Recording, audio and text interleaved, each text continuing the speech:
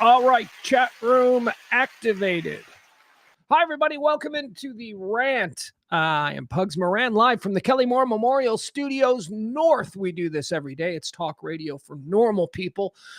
What does that mean, talk radio for normal people? Well, I'm glad you showed up, and I'm glad you don't know, because we've been doing this now for 4.5 years. And I can tell you that I started my career back in the early 90s, dreams of being a talk radio host back in a different time. We still shoed horses back then. The electric automobile hadn't fully taken hold. It was a different time. It was when talk was king. And that's what I wanted to do. And so I did that for a number of years, 2 decades in Chicago and then later in Dallas. And the kind of talk radio that I prefer, that I thought would never go away, has completely gone away. And what is that? Well, it's talk radio for normal people, right? Talk radio that doesn't care how you voted, right? Talk radio that doesn't have a host who you know without question how they voted, because voting is a personal and a private thing, and one of the great privileges that we enjoy as American citizens. And I just don't understand when it became a public thing. I don't understand when all of a sudden everyone you hung out with had to be somebody that voted or thought or saw the world the same way that you do. That is a recipe for stupid. Okay, you surround yourself with only like-minded individuals, you are going to become extinct, you and your kind. You must be challenged by new ideas. You must be, it's exciting when somebody says something and you're like, what? If you're not doing that every day, if you're not spending time with all different kinds of people with different viewpoints, you are short-sheeting yourself. Is that a word? Short-sheeting? I don't know. Is it? What am I saying? Short-shifting? What am I trying to say? I don't know. Slow-ass chat room today. Slow-ass chat room. And I can't blame you. It's New Year's Eve. We're not, it's New Year's Eve. We're off what we call off schedule, right? We're out of our habits, the routine, the rut, whatever you want to call it. But that's okay. We're going to do a show anyway. And boy, oh boy, do we have a show for you. Why should you stick around and look at this narcissist shouting at clouds live every day at noon? Well, here's why. We're gonna go deep. We've been talking about it the last couple of weeks. Has it been weeks? The Erika Kirk thing is getting weirder and weirder and weirder. And again, like we say, I'm not one of these freaks on the right or one of these libtards on the left. I'm just, I'm like the average guy, the rest of us. Well, okay, I'll catch you caught up. So I believe. And now Tucker Carlson is preaching this. And who else is preaching? Was it Joe Rogan who is preaching this now? I have been preaching this for 5 years almost. My belief, the current state of this country, 15% of the people on the right, well, we need to put them on a list. We need to watch them. We need to know. Those are the ones with a closet filled with like political gear, T-shirts, and those are the ones who went to January 6th. Not necessarily the ones that got in trouble, but just having gone. That's the 15% on the right. They're gone forever. We are never going to be able to save them. Then you got this 15% on the left who, they're running around and they're throwing Molotov cocktails at Tesla dealerships. And they're, thinking that if he, the whole trans thing, is it a woman? Can he play sports? Can this woman who is now, can this man who is now a woman fight another woman? And it's all so stupid. And those are the people on the left. That is the 15% on the left. They are 180 degrees from those crazy 15 on the right. And yet they're the loudest. They're the loudest and they get the most attention. You know why? Because we like crazy. Who is we? Well, we're what's left. If you got 15 on the right and 15 on the left, that leaves about 70% of the American population. And that's who we are. Some of us drift right, some of us drift left, but we can do business with each other. We can coexist with each other. And that's what this show is about. That's what the show tries to do. You know how many MAGA friends I have? Well, we were talking yesterday about that thing that went around. There was a thing going around on Twitter. It said, when you find out someone is MAGA, do you lose all respect for them? Oh, Jesus. No, I don't lose all respect for him because, quite frankly, MAGA is a new phenomenon. But if you are somebody who's been paying attention, a lot of our friends have had these MAGA-esque qualities for a good decade plus now. So no, I'm not surprised at the people who I genuinely and authentically like. I'm not surprised that some of them are, voting Trump and, doing all. I'm not surprised. And I haven't lost respect for him.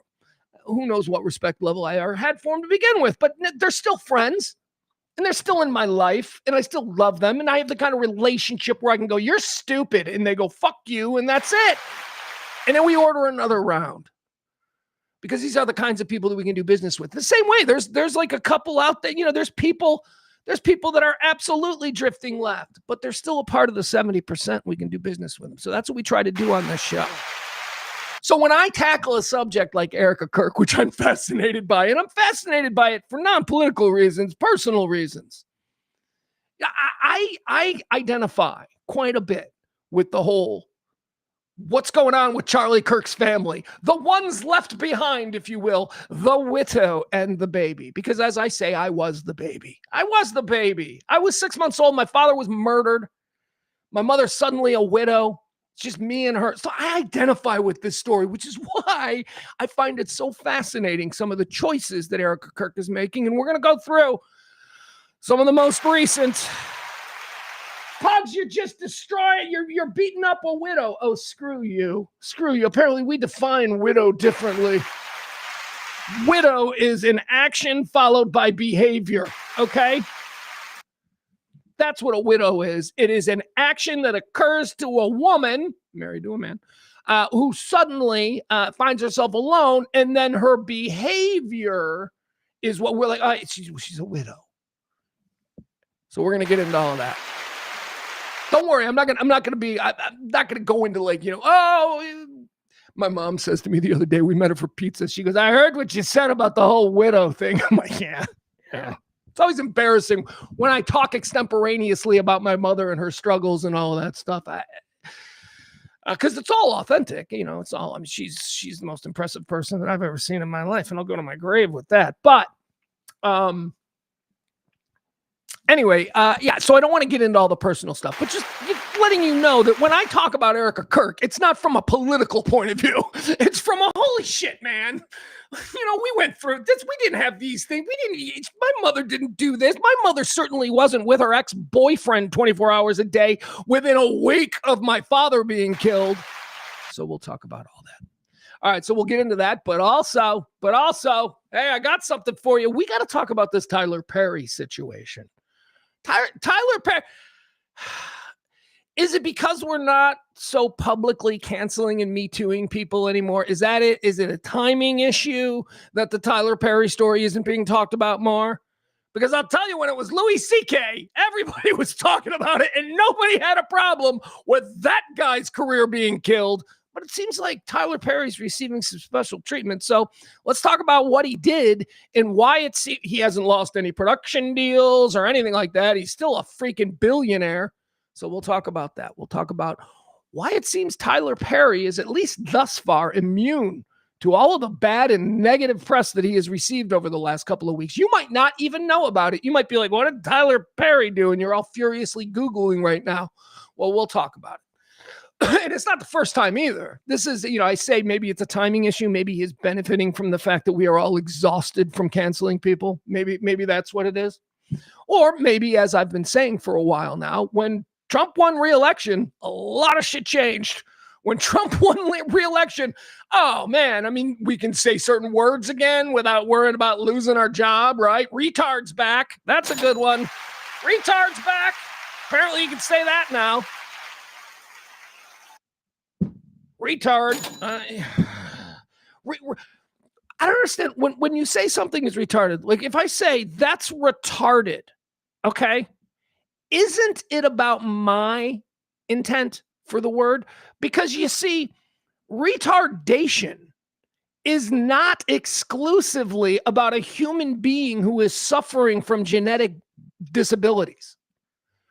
Retardation is the slowing down of a process. It was a word before we started applying it to people. So when I say something is retarded, Why am I all of a sudden being mean to people who have challenges in life? Why can't I just be saying, no, it's retarded, it's slowing down? It is the actual definition of the word, not necessarily applied to human beings, but in general. I mean, we don't do that anymore. It's not used that way, but it's still... Anyway, retard's back. Fag's back. We talked about that. We did a whole story. Apparently, fag is back, but the rules about saying fag...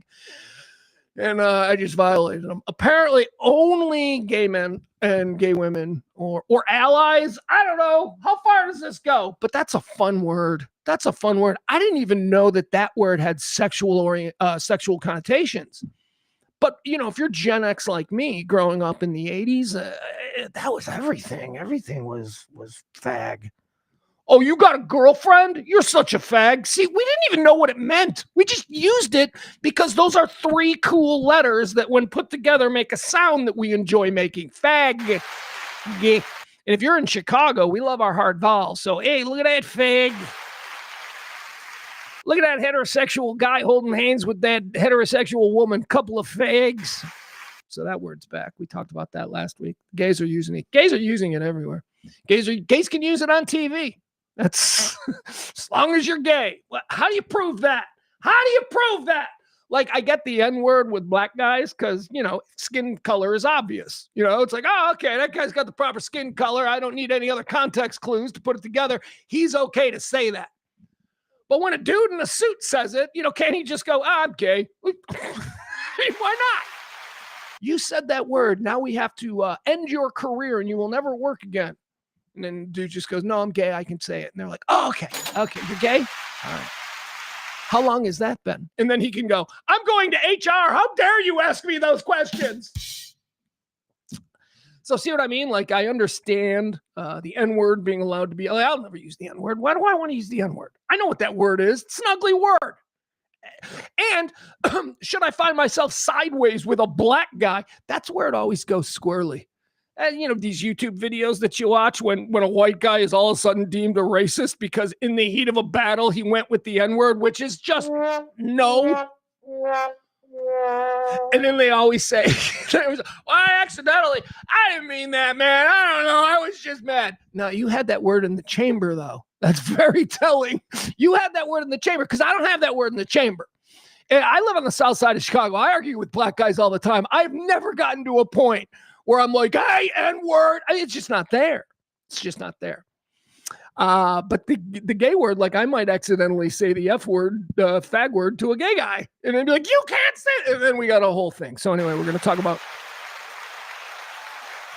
Wait, is Tyler Perry out as a gay man? He is, right? I don't know if he's like publicly out as a gay man, but anyway, we'll get into that. Clooney's moving. Yeah, Clooney packed a bag and moved to Italy.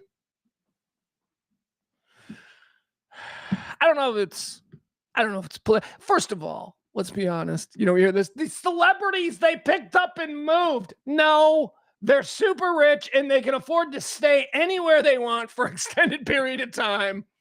When George Clooney gives up his citizenship, then we can talk about when Rosie O'Donnell gives up her citizenship, then we can talk about that. But those are just rich people who bought property in other worlds and now they're just living there for a while. You got to renounce your citizenship. Then you're doing something. But anyway, we'll talk about Clooney. You see that Jay Kelly movie, his new movie, Jay Kelly, the Clooney movie? I don't know. I guess it's okay. I'm just not there. I'm just not there mentally. I don't know how to explain it to you. I'm like watching this and I'm like, Jay Kelly is the story of George Clooney playing George Clooney. Jay Kelly is the story of let's call him a George Clooney type who has this illustrious Hollywood career, and he is now at the end of it, and he is sort of looking back at some of the choices that he's made and some of the damage in the wake of these decisions of, dedicating himself to a career and becoming this A-list guy. And it stars George Clooney, and the character's name is Jay Kelly, and the character is George Clooney, and it just felt so self-indulgent to me. There was a time in my life where I probably would have enjoyed this film, but it just seems like George Clooney is trying to be like, look at how hard my life has been. And I'm like, bitch, you arrived in Hollywood from Kentucky. Yeah, let's talk about George. No, we'll do that when we get to him. All right, we'll get to George Clooney. fucking Nepo baby walking around acting like, I don't know how this happened. You're a Nepo baby. That's how. Well, he's a Nepo. What do we call him? He's a Nepo nephew. That's what he is. George Clooney is a Nepo nephew. And we'll talk about that.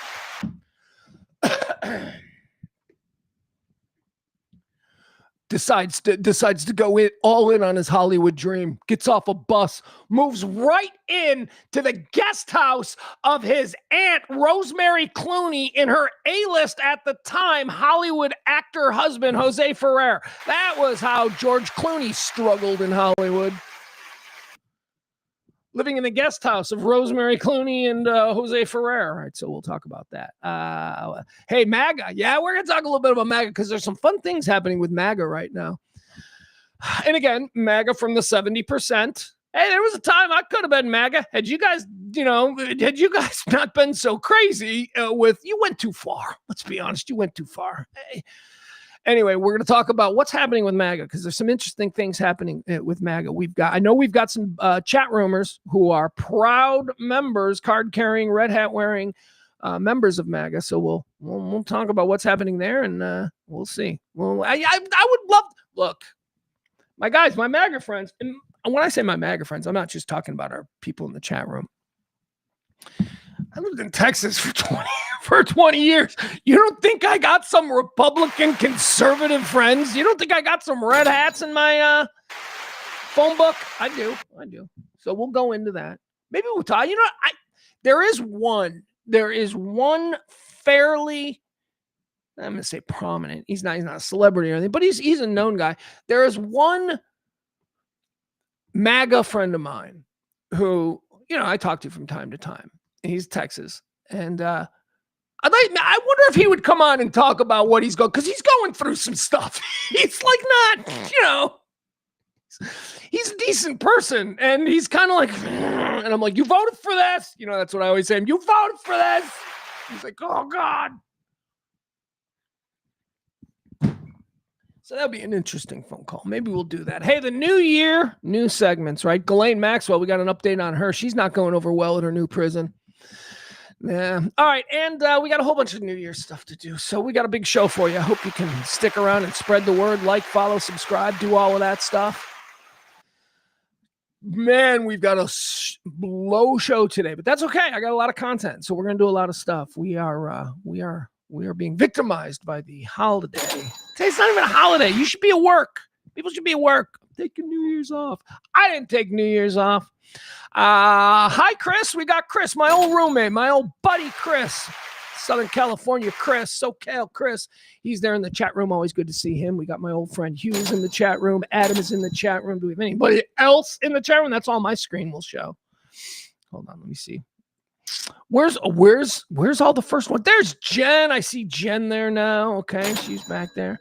She says, Happy New Year's Eve, Pugs and Adam. Because at the time she posted that, it was just me and Adam. Come on, come on. Let's go.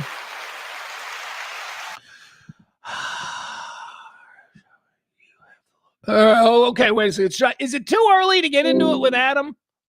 Oh, hold on, guys. I got to do something real quick. I just had a technical thing. Be right back.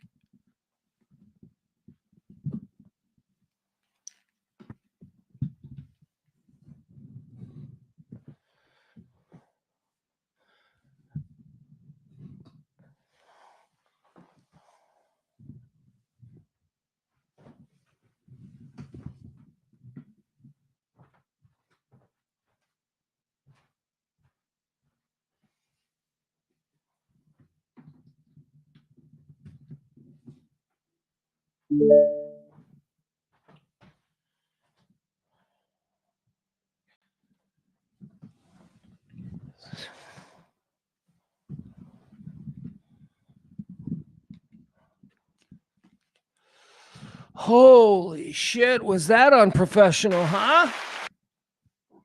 Excuse me. I launched the show. We started the show. I didn't even look at the battery. The battery was on like 5% when I started the show. So we just got a warning that everything was about to close down. I don't know why I didn't. I always look at the back. I always make sure that stuff is, basically it is. It's like, I'm your captain. We're going to have to head back to the airport because I forgot to put fuel in the plane. That's basically what just happened. The height of unprofessionalism.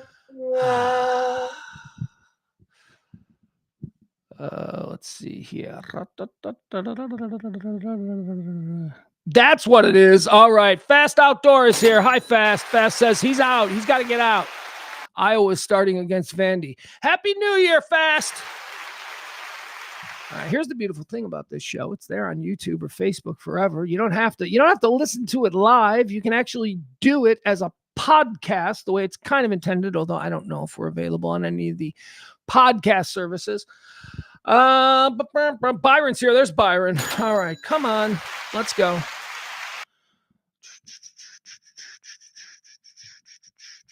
Hugh says Ricky Gervais discusses the R word on his new special that came out on Netflix yesterday.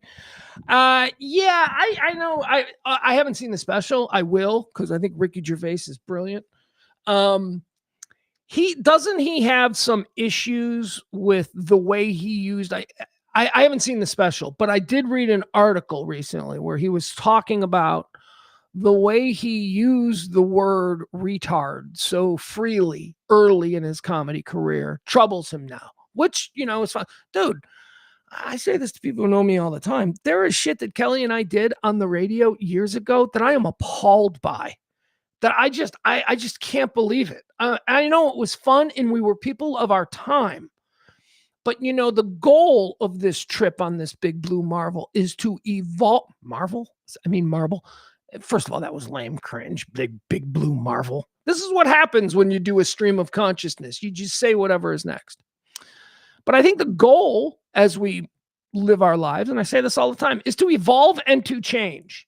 So maybe if your behavior 10 years ago isn't a bit cringy to you today, maybe you have ceased evolving. Yeah. But it was fun. I mean, we had fun back then. We didn't know any better. We were stupid. We were mean and stupid. We just did. I look forward to that. Thank you, Hugh, for reminding me of that. I might watch that tonight. That might be a good New Year's thing. Me and the boy watch Ricky Gervais. So yesterday there was no show, and I do apologize for that, but I gave you fair warning. I told you the day before. It wasn't like you tuned in and thought I was going to be here. No. So yesterday we took the day off because the boy and I, the 16-year-old boy from Plano, Texas, is up here in Chicago over the Christmas, New Year's week. And we're having some fun. So yesterday we took the day off and we decided to go downtown Chicago. The kid's got Christmas money burning a hole in his pocket. So he wants, he wants to buy things that he can only get here. He's a big Chicago sports fan. He loves the Bears and all that stuff. That's a dad victory. I'm just saying, like, because I was worried. My kid's growing up in cowboy country. My kid loves football. The Rangers won the World Series, like year 2 of my son being interested in baseball. I thought it was an uphill battle, but hey, we won. He likes the White Sox. He likes the Bears. He likes the Bulls. So we're good. All right. Anyway, he wants some unique places to buy cool shit. He wants he wants cool jerseys that you can't get at Macy's and, Willow Bend or Macy's. You know what I mean? He wants cool stuff. So I'm taking him around to all of these different sports stores. Like there's a place called Grandstand Socks, which is right by White Sox Park, which is my favorite and my go-to for everything cool. Then we're going to go up by Wrigley and, we're going to look there. But anyway, we started yesterday on Michigan Avenue, the Magnificent Mile in downtown Chicago. Doing some, he didn't spend a lot and that's good. He's smart. He's getting smarter as he gets older because Michigan Avenue, that's the tourist shopping district. That's where all the expensive stores are. That's where everything is marked up because the rent on those storefronts are ridiculous, so it's like that. He bought some stuff. He got some cool stuff. He got some really cool stuff. He got a cool Bears hat at a store in Water Tower Place. But before that, we visited my friend. I have two friends who are incredibly successful in this town, in media and all of that stuff. One of them is a friend of mine from Dallas who is now here, and the other is a friend of mine from here, Mitch, who we've been friends since like 92. But they run, a really cool, the two of them together essentially run sales and programming. They run the ticket, to kind of put it into perspective for you. There is a type of station that is as important to the community and as culturally significant as the ticket. There is one of those in Chicago. It's called The Score. So my son and I, because we listen to a lot of Score stuff, because again, Chicago sports fans, we decided to go up and take a tour of The Score. We met my buddy Mitch, and then we went and saw my other buddy Robbie. And you guys, man, I have to tell you, after this tour, I was on the phone for 90 minutes last night with James Parker of WBAP. Because have you been to BAP? Beautiful location there in Victory Plaza. But, it's a modern radio station. I went to this Odyssey, Chicago. First of all, it's like 4 floors on the top floors of a big, gigantic skyscraper, the Prudential Tower in downtown Chicago. Like 4 floors, like 4 radio stations. They're all connected. You got back steps and private elevators, all that good stuff. Dude, they have a room at this radio station that is dedicated for cooking shows. They don't have a cooking radio station. They've got a sports station, a couple of rock stations. They got a country station, an all news station. And they have this it's like the kind of room that like Martha Stewart would shoot her show in. It's got an industrial kitchen. And what they do at this radio station is they bring in celebrity chefs to cook for listeners. And then I don't know if they film it or anyway, it's just amazing. Long story short, why I was on the phone with James Parker of WBAP for 90 minutes last night. It's the nicest radio station I have ever seen, man. And, it's like I'm looking at it and they are so smart because I'm looking around and I'm going, this isn't a radio station. This is a studio that is ready for whatever digital content creation movement comes next. It is just amazing. So we had a really good time. Met a bunch of people. Had a bit of a cool dad moment. You get these every once in a while, and I thought it was really neat, and it happened really quick. So we're getting brought around by the boss of the station to all of the hosts and everything, the people in the studio, the people who were on the air when we were there, which was the midday show, which is my favorite show. And my son and I, we watch it all the time. It's on YouTube. And when we're driving, we got that on. That's what we're listening to. And so we got to meet all of these people. Now, one of the people is a Dallas person named Leila Rahimi. Now, you may remember her from The Ticket. She used to be a ticket update girl back when they used to have, the update desk and all that kind of stuff. And she's gone on. She's done a whole bunch of stuff. Well, she's dominant in Chicago talk radio. She is the best football talker that I've ever heard. She can break down football in a way that, and don't give me this, oh, she's a girl. Stop it. She's probably battled that her whole life. Anyway, she is awesome, man. She is like a real superstar. She knows what she's doing. Why? Because she trained up at The Ticket. That's my belief. She trained up at The Ticket, and she has an attitude and an ideology when it comes to sports radio and how that should sound and what the vibe should be that other people don't have. Now, there is a Chicago style that we all love because it's been very popular here for years, but to drop her in the middle of that is just very cool. So anyway, we get to meet all of them, and I'm a big fan of hers, and we don't know each other. We were in Dallas at the same time, and I think she might have been friends with Jasmine Sadri. I'm not sure, but anyway. So we go in there and they do the introductions and all of that. And, it's hi, my name is Pugs. She's like, oh, hi. And she shakes my hand, and I shake Mark Grody's hand and Marshall Harris. That's the 3-person show. And I'm like, hi, everybody. How are you? Nice to meet you.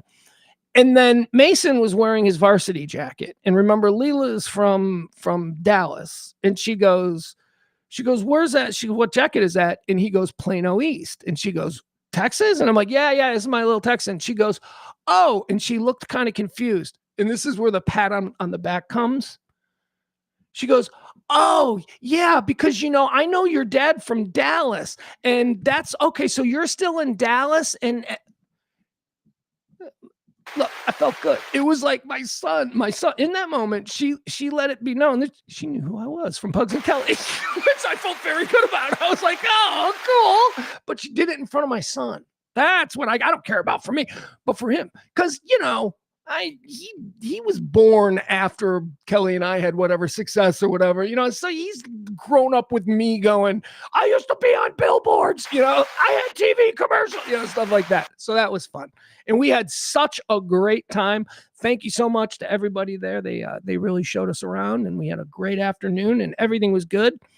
We walked about 4 miles in, are you ready for this? 15 degree weather with like a wind whipping off Lake Michigan. That wasn't fun, but my kid doesn't know how to dress for this weather. He thinks I'll be fine. I'm like, no, you won't.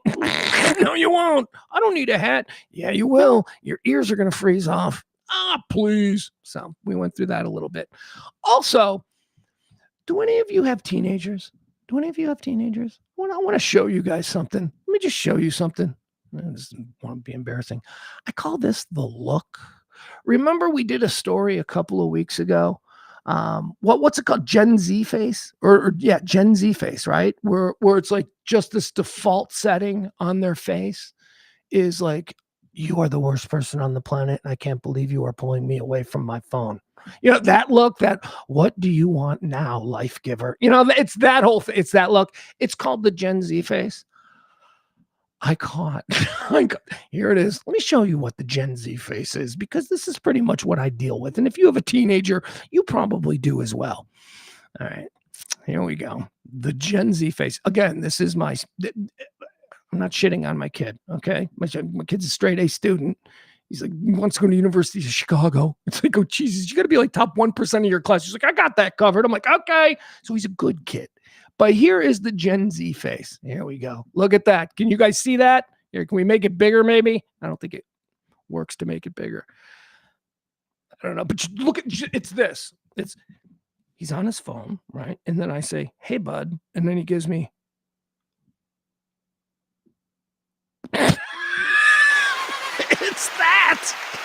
It's the Gen Z face. He's just like staring at me. Anyway, that was us there at the lobby of the world's most beautiful radio station that they built there at Odyssey, Chicago. Hey, Barney. Barney's here. I didn't do this because we're kind of off kilter. Today's show is brought to you by Barney. Thank you so much, Barney.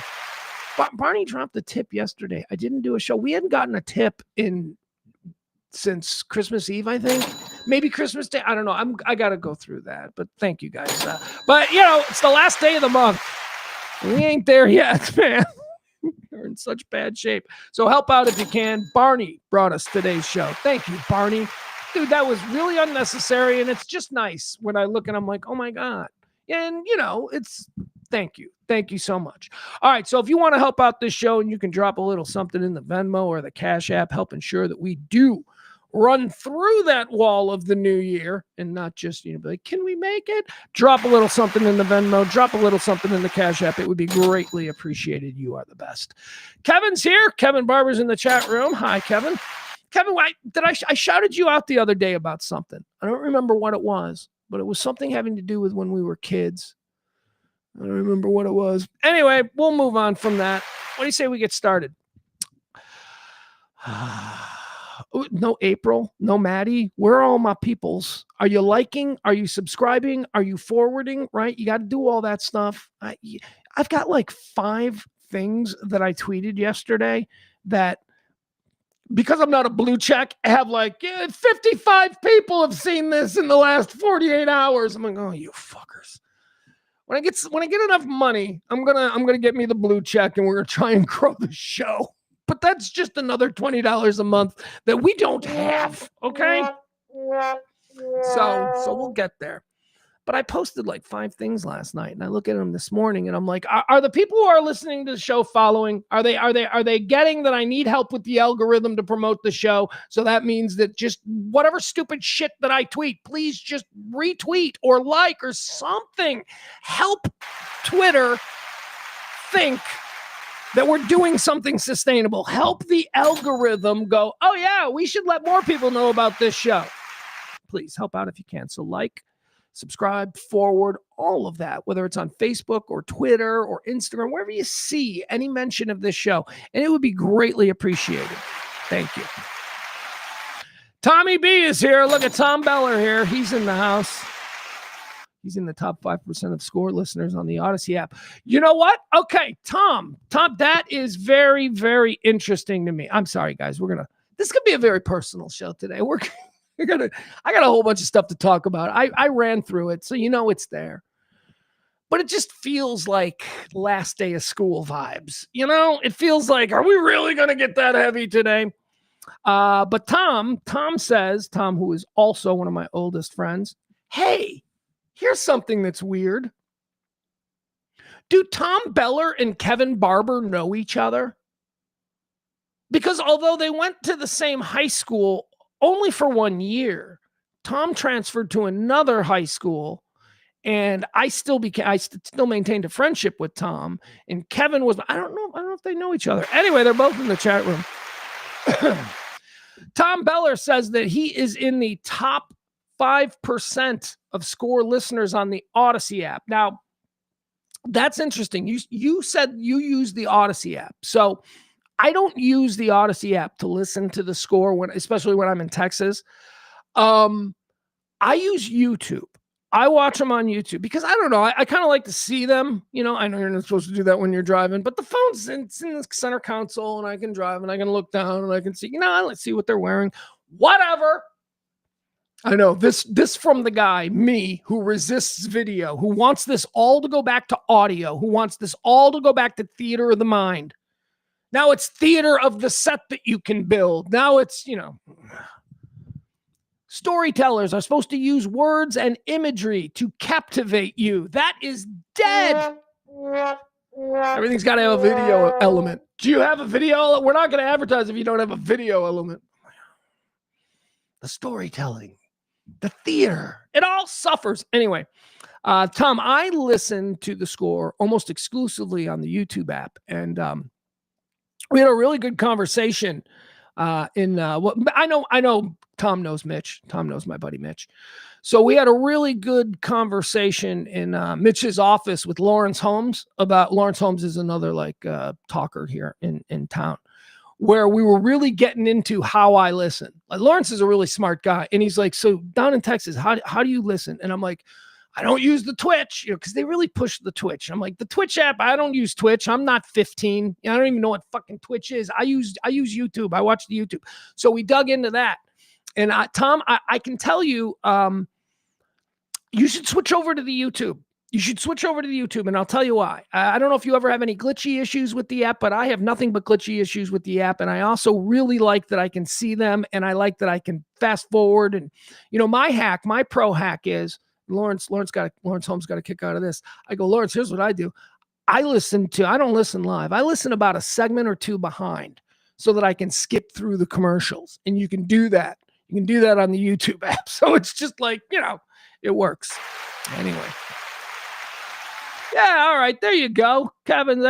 Kevin. See, this is how you are when you're a social butterfly like me. You're not sure which members of individual friend groups have cross-pollinated, and Tom and Kevin have cross-pollinated. I thought so, probably. Yeah, there you go. Lockport parties. Tom went to Lockport.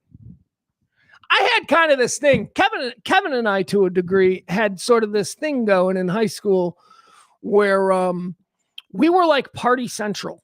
Like if there was a party happening on Friday night, in the lunchroom, people would be coming up, hey man, you know any parties tonight? And we'd be like, well, yeah, there's one happening over at Stag. Cause I was friends with everybody. I was friends with people from all the different schools. Why? Cause I'm not an asshole. Cause I like to get along with people. Oh, what? You go to the rival school? I'm supposed to fucking hate you? What kind of meathead would go through life with that kind of attitude? Anyway, I knew everybody from every school in the district. Like if there was a party going on at a different school, not only did I know it was happening, but Kevin Barber and me could get you in. We could get you in. If you were with us, just come on with us. We're fine.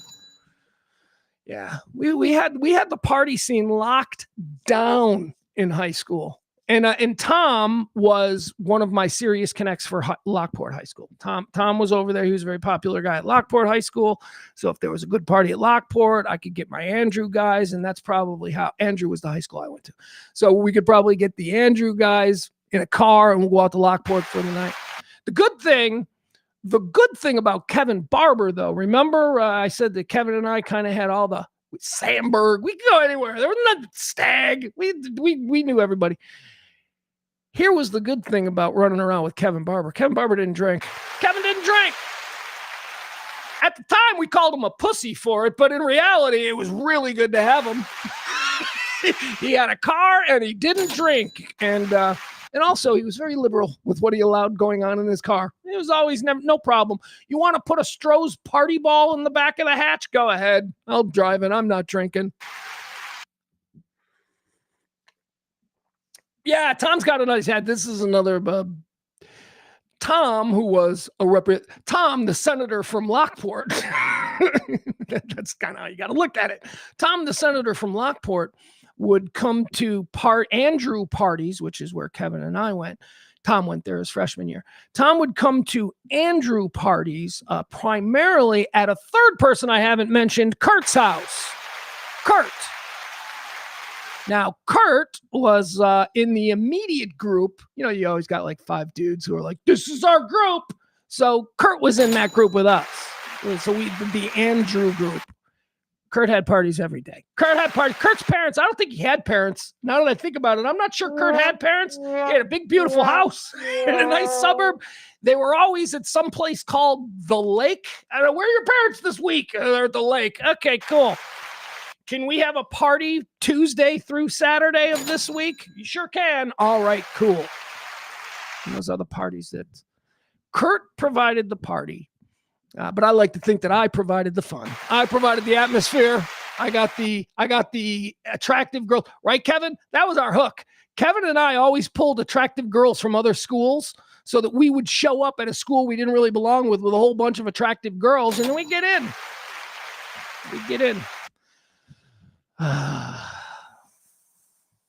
Yeah, good times. Good times. I wish I was more serious back then.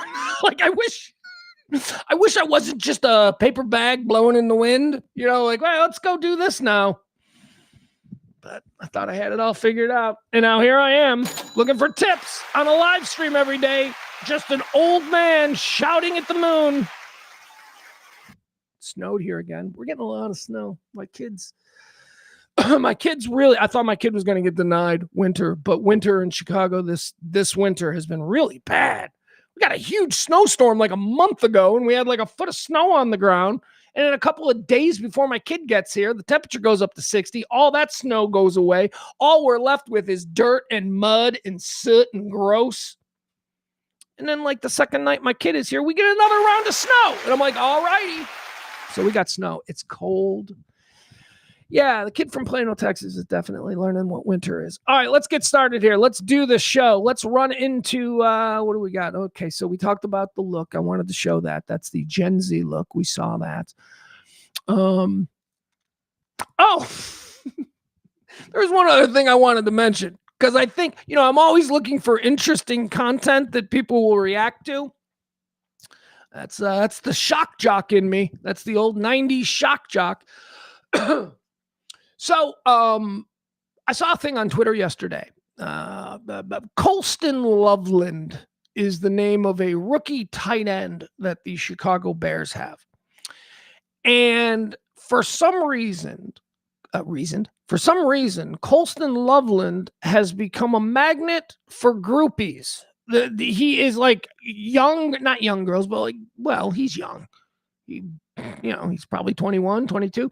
So he's become a magnet for like that group. They show up at games in group, like he's Harry fucking Styles or something. And I guess here, I'll show you to him. I'm a heterosexual guy, right? So this is how I approach these things.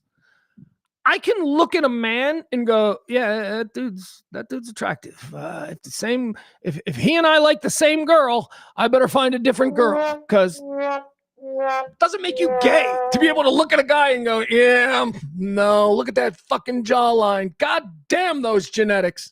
That's just how it is. But I can look at a guy and I can tell you if a guy is hot or not, right? Doesn't make me gay. And if you think it does, so what? Maybe I am. I don't care. I don't live in that world. I'm just a dude, man. You just decide what I am. Anyway, Colston Loveland is being heralded as this new super hot guy, and I'm trying to find a super hot picture of him. And ladies, I don't get it. I don't get it. But again, I don't get Pete Davidson. I don't know why chicks think Pete Davidson is hot. Here's Colston Loveland. We'll show this one. All right, here's a picture of him. He's got a swagger, like there's a swagger to him. So maybe that's what it is, but I don't just doesn't really. Here you go. Here's Colston Loveland. This is the guy that like chicks are like, they got, so we love you. It's like for some reason he is connected with the hot chick class. Like he's got Tom Brady. I can look at Tom Brady and go, that guy's hot. Now, here's the issue that I have with this. All right, that's Colston Loveland. He's our tight end 2. We have a tight end 1. His name is Cole Kmet.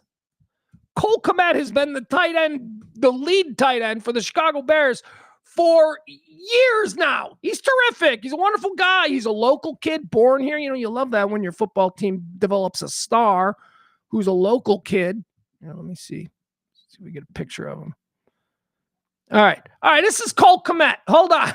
So we still got Colston Loveland. There's Colston Loveland. He's the tight end on the Bears that all the girls are going crazy for, and I don't get it. Now let me show you Cole Kmet. This is Cole Kmet. Now I'm not gay, but I think Cole Kmet is infinitely hotter than Colston Loveland. Why is Cole Kmet not getting? All right, let's look at more Cole Kmet.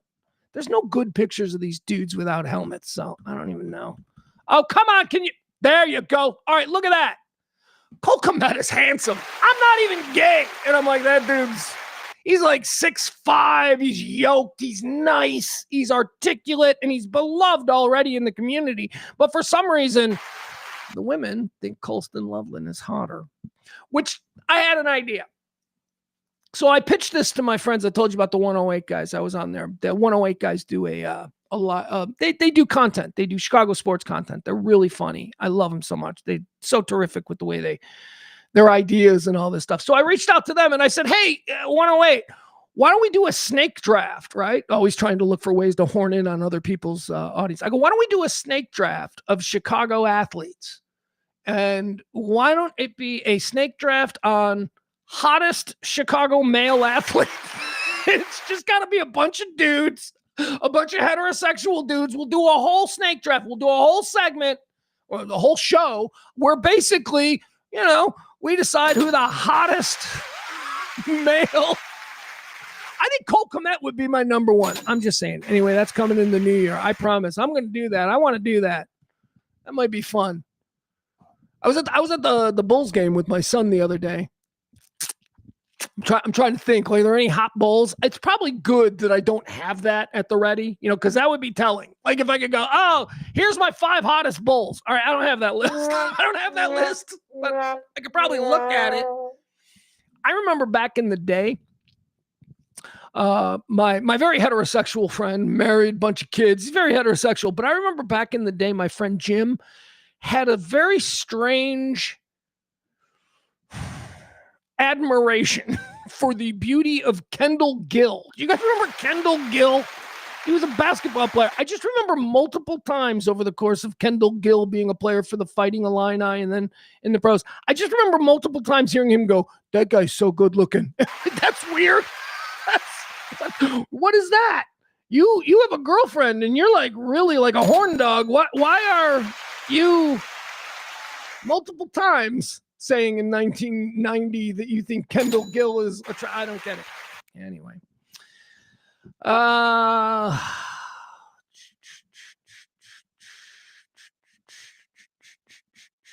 See, it's a stupid show. You can already tell that this is going to be a stupid fly by your pants show. Here's Adam. Adam says, heterosexual dudes pick the hottest athletes. Brought to you by Schlitz Gay. No, I think it's Schmitz. It's Schmitz Gay. Yeah, it's Schmitz Gay beer. Schmitz. But Yeah. Adam, Colston Loveland looks goofy. I mean, look, he's a professional athlete. He's in really good shape. He's young. He seems charming. Like, I think that's part of it. I think it's kind of his like swagger and his charm. His like, he's got a thing. He's got like an X factor that you're like, okay, I get it. But I don't know, man. This is just like Pete Davidson, where I don't get it. I don't get why chicks think he's hot. I mean, Colston Loveland stands right next to Cole Kmet, and I'm like, yeah, Cole Kmet's the hot tight end. Why? I don't understand it. It is pretty consistent, though, with my experience over the years of women trying to set me up with their friends when they say, oh my God, she's so pretty. And then you see them and you're like, she's fine. I don't understand the build up. She's fine. You know, women have terrible taste in other women when they're trying to apply them to men. You know, like, I've got someone for you. She's gorgeous. Always look at the husband. Always look at the husband or the boyfriend.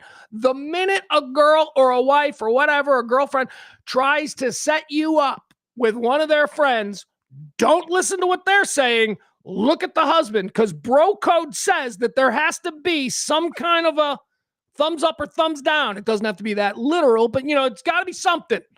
Like this, the husband doing this real quick. That's it. That's like a split second. That's all we need. So don't forget bro code. Anyway, women, they're always like, oh, she's pretty. She has the most interesting nose. It's like, wait, what? Interesting nose? I'm not in the market for an interesting nose. I want a nose. I'd like a working nose. But please don't tell me the nose is interesting, because that'll throw everything off. I did have a friend growing up who had she was a girl. She had a very big nose, and she got a nose job, and she's fucking gorgeous. Noses are really important, people. Your nose, it sort of sets the balance for the whole face. All right. Let's see. Tom says maybe there are rumors about his Johnson like Pete Davidson. Oh, so maybe that's the Colston Loveland thing. That he's got to stay. Do women react to that? Or is that just a thing we guys think they react to? Like, is that, like, if a woman hears a rumor about a guy having a massive schlong, do they suddenly go, oh, he's hotter in my I don't know that works that way. I know we as men think it works that way. I'm just not sure it actually does. I don't know. All right, let's get into the show. Let's stop jerking around. Huh? Let's be real. Again, talk radio for normal people. 15% crazy on the right, 15% crazy on the left. We're the 70% that have to do all the heavy lifting here if we want this country to survive. So let's see here. The first thing we're going to talk about is, Jesus, really? Oh, God, we got to go into this. We got to go into this. This is something I got to talk about. My God.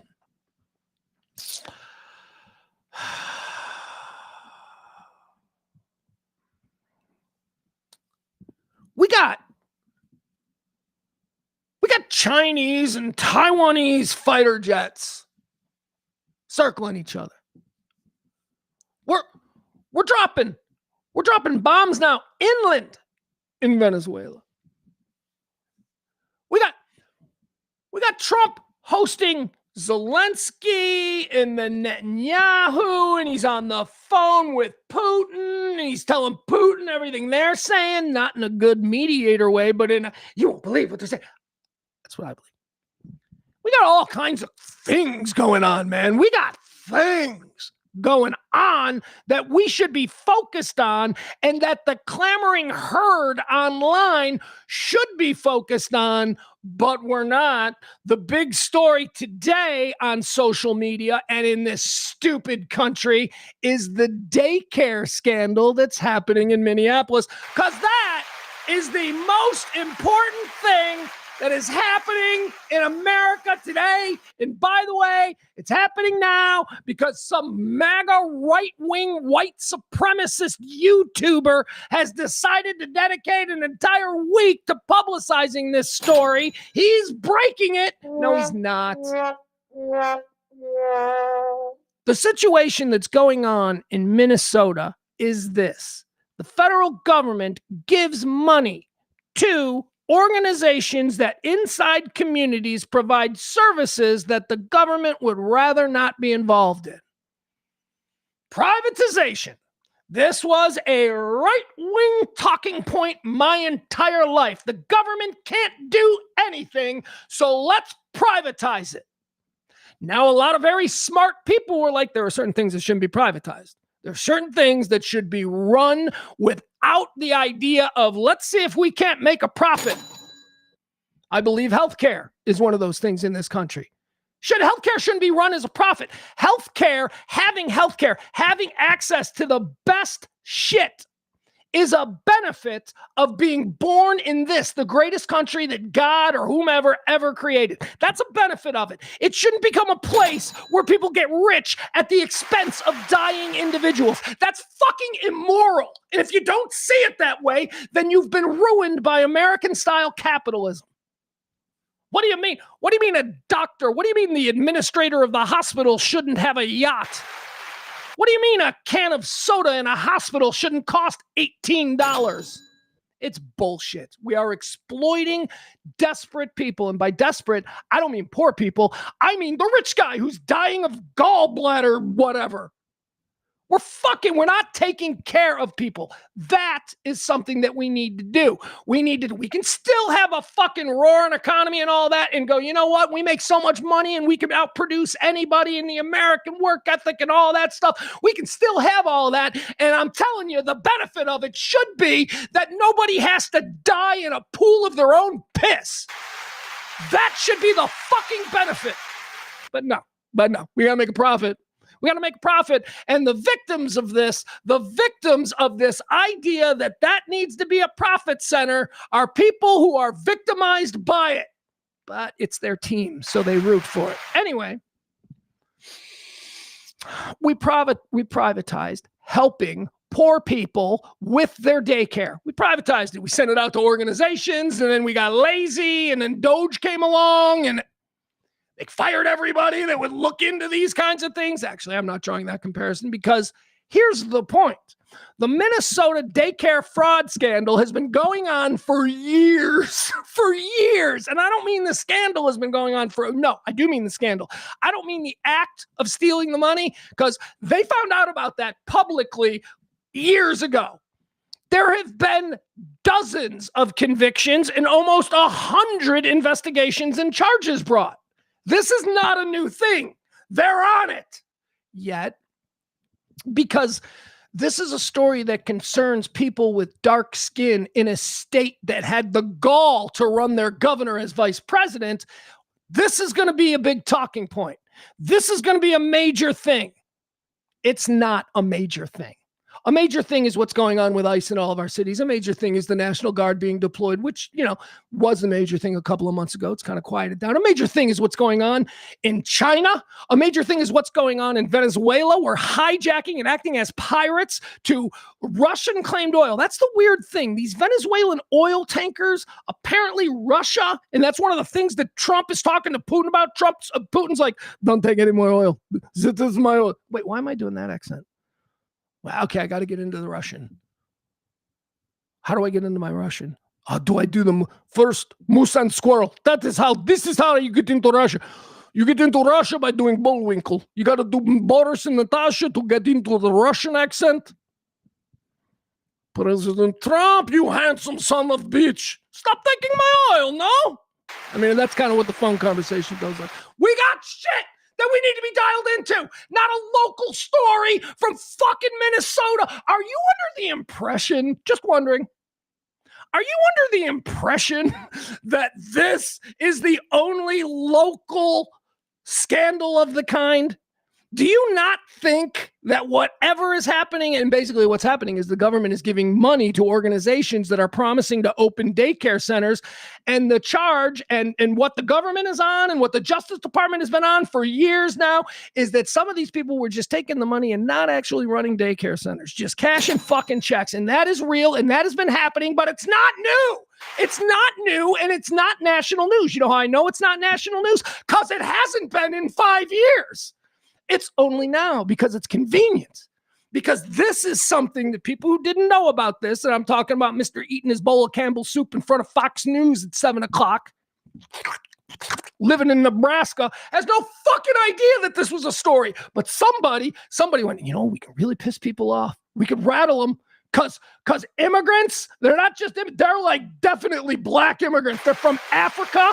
They're African immigrants. They're up in Minnesota too. We can fuck with the people of Minnesota because, you know, because Tim Waltz. That's what's going on. This is a selective story that is now being used to gin everybody up because what? We need one more fucking rage before the new year? So just stop it with this story. The story isn't a new story. Nobody's fucking, this guy, I'm not even going to say his name because all of a sudden we've got another Charlie Kirk YouTube star. This fucking guy who did this, all of a sudden he's everywhere. Never heard his name before. Had to do a deep dive into what his history is. He's a fucking troublemaker. He didn't break anything. This is an investigation that has been ongoing for years. And oh yeah, here's the big thing. This dude, this YouTuber who was acting like he's breaking the story, this YouTuber went to Minneapolis last week and Christmas week and filmed apparently all of these places, these daycares. And he showed empty parking lots and he showed nobody in there. Daycares aren't open over this. The last 2-3 weeks, daycare's pretty much shut down this time of year. I know because I had a kid in daycare and we had to scramble to find something over Christmas. So that was performative. He did that on purpose because he knew that there would be nothing. Now, this doesn't mean that there isn't fraud. There is absolutely fraud, and they're on it and have been on it for a long time. But inside the right-wing MAGA crazy echo chamber, this is a new story and it must be dealt with right now. And this must be the most important thing that we have. It's crazy. You're being worked. You're being worked up on this story. Do you really think it's only happening? Or are you interested in this because it is Somalis? And it feeds your already bias against people, immigrants, and maybe even a little bit of skin color issue. And by the way, the organization that is at the forefront of this, according to the investigations by the Justice Department and the state of Minnesota, the organization is led by a white woman. Yes, these fraudulent daycare communities are set up in Somali neighborhoods there in Minnesota. Yes, but the whole con is being run by a white woman. And yet it's being presented that this is what the immigrants do. They come here and they take our money.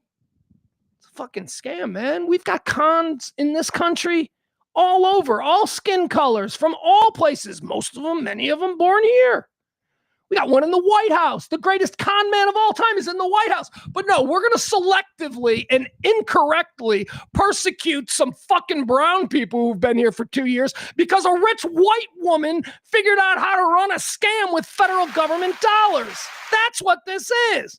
Leave these fucking people alone and let the Department of Justice and the state of Minnesota handle this the way they have for fucking years. This is not a new story. Here, I saw this online. I thought this was cool. This is basically everything that I just told you in a fun little YouTube video or Twitter, I guess. Here you go. Office. Where are the children? What? Is this a daycare or not? This is my office where I make news videos. Did you see the report from Nick Shirley about the Somali daycares in Minnesota? Yes, he posted a 42-minute video, which I watched so that you don't have to. He's the only person out here doing real journalism. Hello, Mr. Vice President. Yes, I saw that you posted that. Great work, sir. So, yes, since 2018, more than half of $18 billion in taxpayer funds spent on the 14 programs intended to help low-income, vulnerable people was most likely stolen. And there it is. But this has been under investigation for a long time. More than 92 people have been charged. Well, how come we haven't seen it in the news? Local and international outlets have been reporting on it for years. This is a Times article from 2022. But Representative Omar did nothing about this. That same year, she condemned the fraud that was happening. And in 2019, this article was written about the statewide audit of the fraud. Finally, here's a local article from 2018 that says that Minnesota has been aggressively investigating daycare fraud since 2014. But what about how they're funneling all the money to terrorists? Look, there is clearly fraud happening here. but that terrorist allegation was made by a police detective from Seattle who retired in 2015 and has never been to Minnesota. Well, what about the other daycares in the video? I didn't see any kids. Some of those daycares could have been committing fraud, but would you let a complete stranger flanked by his security team and his camera crew into your daycare to see the children? And I don't know when you filmed this, but my daughter's daycare is closed for the last 2 weeks of December. I'm glad you care about kids, though. Of course. Have you seen the latest Epstein file dump from 3 days before Christmas? No, I don't think so. It's not important. In new documents, an unnamed victim alleges that both Trump and Epstein raped her, and that Trump traveled on Epstein's plane at least 8 times in the 90s. But last year, he said he was never on Epstein's plane. You should go check for more daycare fraud. Okay. Is this a daycare? All right, there you have it. Stop being worked up intentionally by people who have absolutely their own agenda. There you go. That's what it is. This is about working you up so you don't think straight, so that you can't actually be angry about all of the real things we should be angry about. No, brown people in Minnesota, daycare fraud, it's only happening there. Oh, sure. You don't think that there's half a dozen? Come on, this is obviously a con that people, you don't think in New York the fucking mob hasn't figured out how to take fucking money from the federal government for phony programs that are intended to help marginalized or minority people? Of course they have. This is a corrupt company. This is a corrupt country. We are a corrupt people. Let's circle back. American capitalism. That's why we're all corrupt. American capitalism, American style capitalism over the past 70 years has convinced us all that the smartest guy in the room is the richest guy in the room. And we're not going to ask any questions about how he became the richest guy in the room because he's got the most money. So listen to him.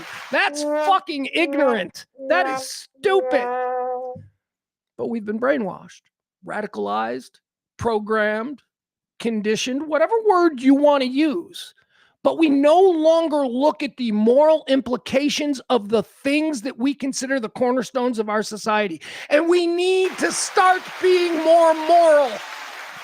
Says a guy who hasn't been in a church in 25 years. That's right. I'm the one preaching to you about morals. How fucked up is that?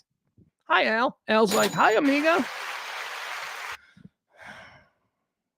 Here we go. Barney. Of course, the Somalis aren't smart enough to run out their own. I love Barney.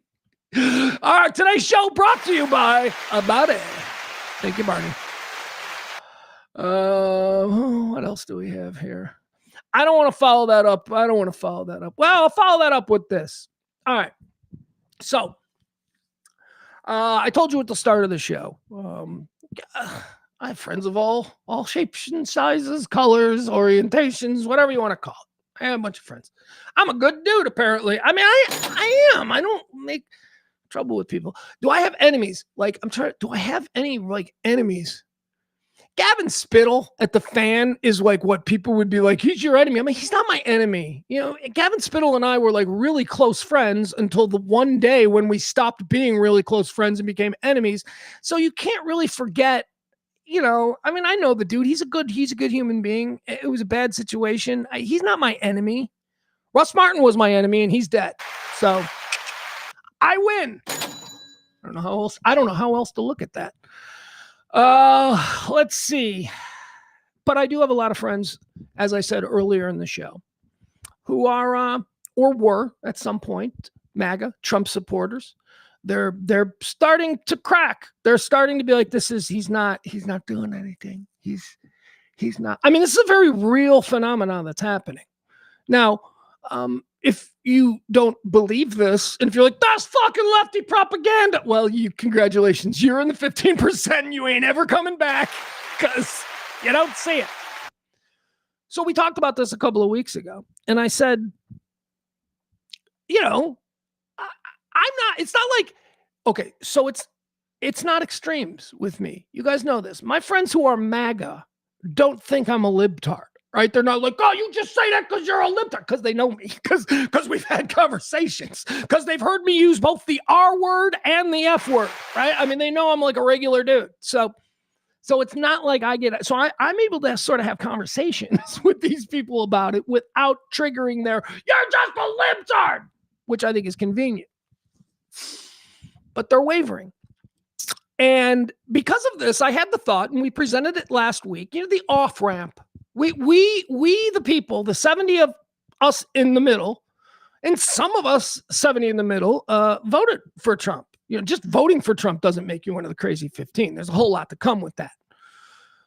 But a lot of us, who voted for it, I didn't. I remember, if you remember, I sat out. I'm like, I ain't vote for either of these clowns. This is just all a work job, and I'm going to sit back and watch. You're not participating in the process, then you can't call yourself an American. Oh, shut the fuck up. This is not the American process that I was taught about. The Democrats have been working on a whose turn is it next kind of attitude for the last couple of cycles. And the Republicans, they're going to react. They're going to YouTube for their next big political stars. So anyway, MAGA is wavering. At least the friends that I know. They're like, man, this guy I just don't. One of my friends said this exact thing. I just don't like this guy anymore. To which, I had to say, so you did like him before? Like, you thought that seems like a cool guy? Like, before you're like, he seems awesome. We should hang out. But we got to provide people an off-ramp, right? I mean, unless you're one of the crazy 15 on the left. The crazy 15 on the left are not going to provide an off-ramp. But the 70% of us, we can't be like when they start coming back normal. When those people start showing back up, they're no longer wearing the red hat. We can't be like, you don't fucking stop that. That's stupid. First of all, there is no because nobody was right. Nobody won. The people who supported Trump, most of them honestly and sincerely thought that they were just doing what was best for the country because the Dems weren't really giving them a better choice. That's the truth. They're not all evil. Some are. We've talked about that. Some are evil. They're not all evil. So we got to provide an off-ramp. And just true to form, the Dems are gonna fuck this up as well. The Dems are not gonna offer an off-ramp. They're gonna be bitchy. They're going to be, they love to be right. That's the thing that the liberal wing of the modern Democratic Party loves to be right. Provide an off-ramp. Let me show you something. Let me show you somebody who, if the Democratic Party knew what they were doing, would look at and go, let's bench her. Let's no longer have people who are thinking about voting for our side have to look and listen to this kind of fucking nonsense. End zone dancing is what this chick is doing. This chick also represents a real problem for the Democratic Party, and we'll talk about that. But let's watch MSNBC's Nicole Wallace on the cracks in the MAGA armor and why she is taking a completely different approach to all of this than me. Remember, I want to provide the off-ramp.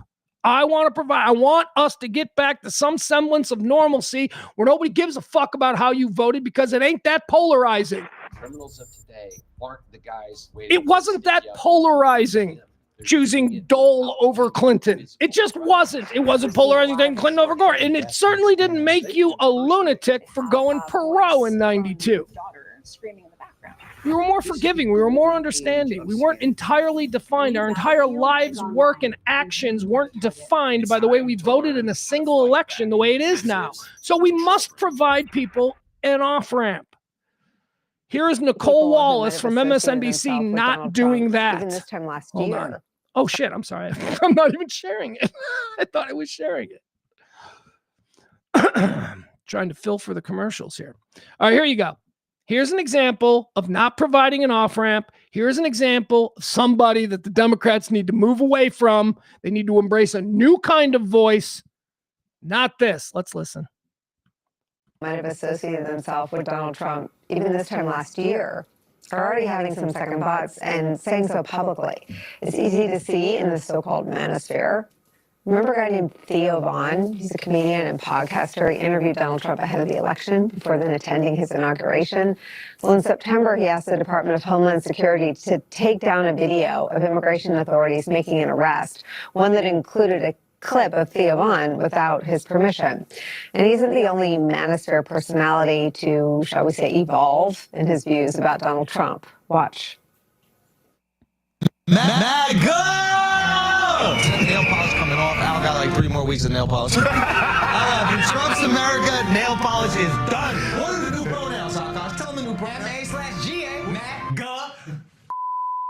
That one is also back. Everything's back. To that point, like there'll be people that like they'll DM me and be like, you see what your boy's doing? You voted for this. I'm like, I voted for none of this. He's doing the exact opposite of everything I voted for. Yeah. I want him to stop the wars. He's funding them. I want him to shrink spending, reduce the budget. He's increasing it. It's like everything that he said he's going to do, except sending immigrants back.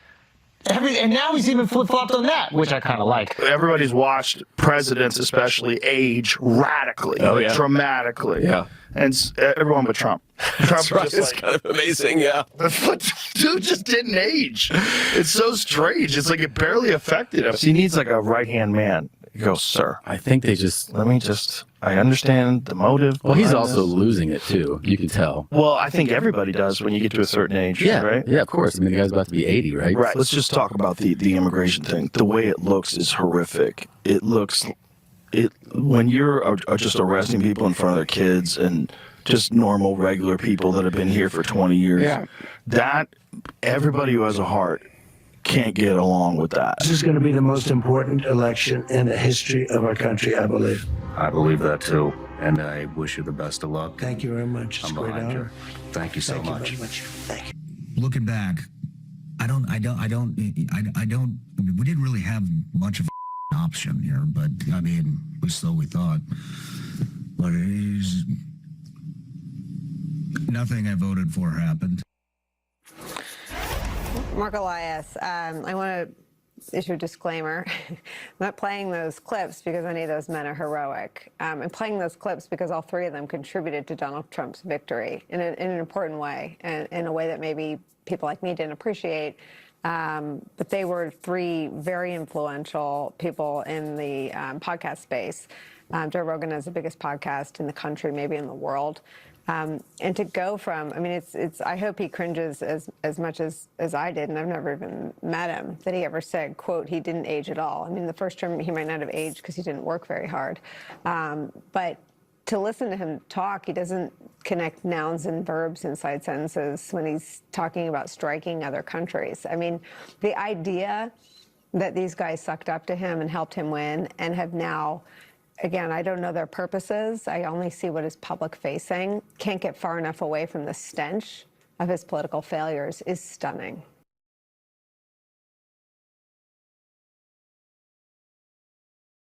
All right, there we go. Sorry about that. I hit the wrong button.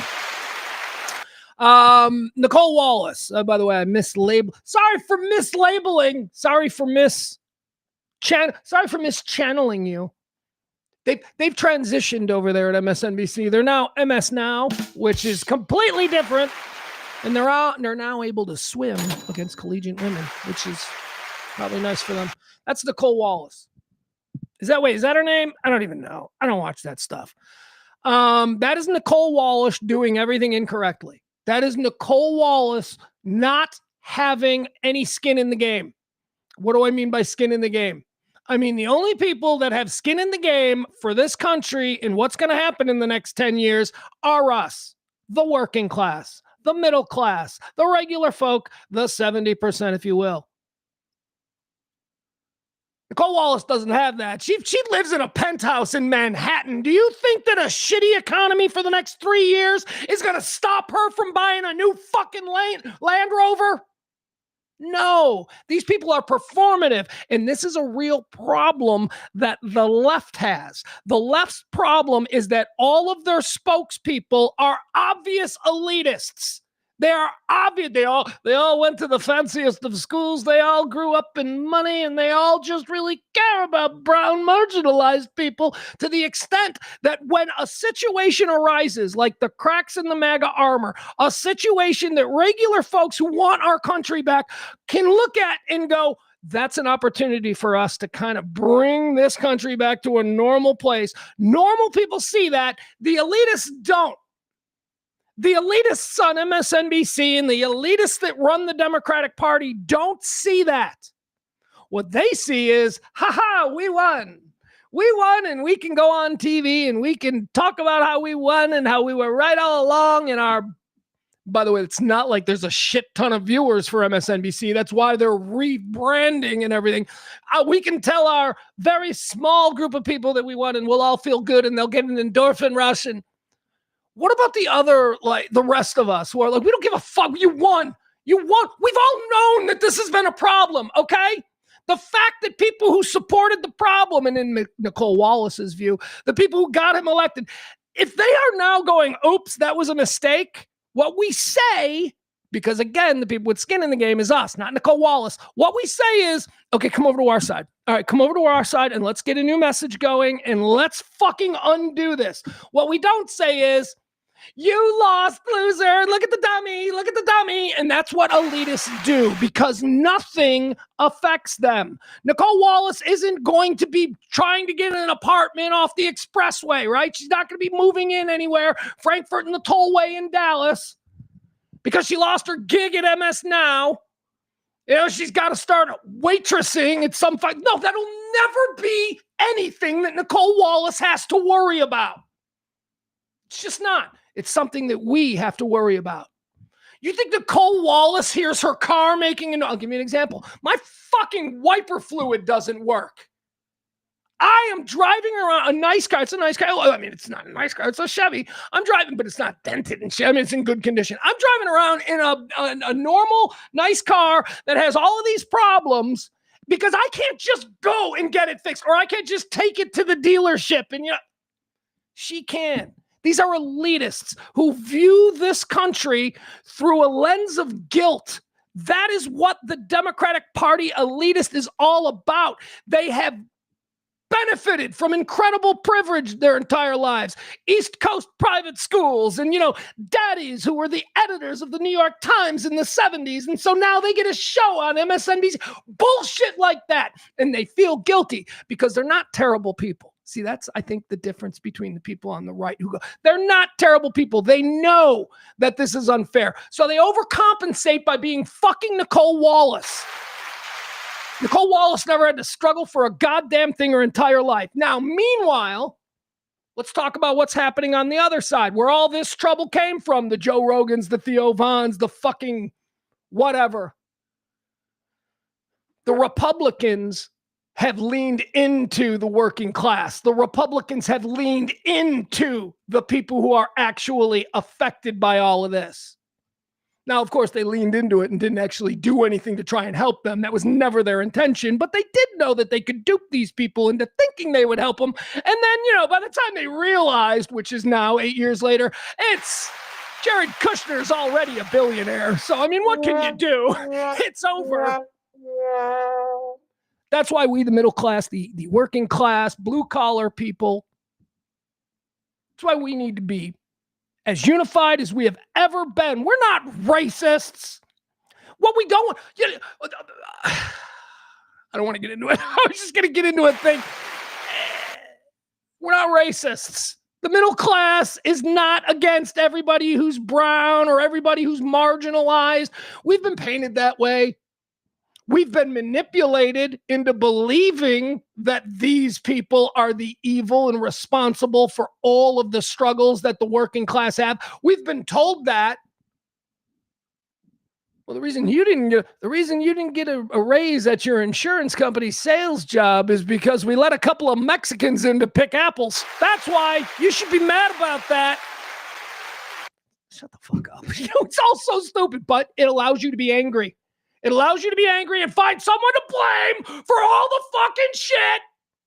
And why are we aware? Why are we aware that we don't have things? Why are we aware that, you know, we are without what others have? Because it's constantly thrown in our face. We live in a society, a broken, bankrupt society where you have like Instagram models posing in front of Learjets like, I'm 23 and own a Learjet.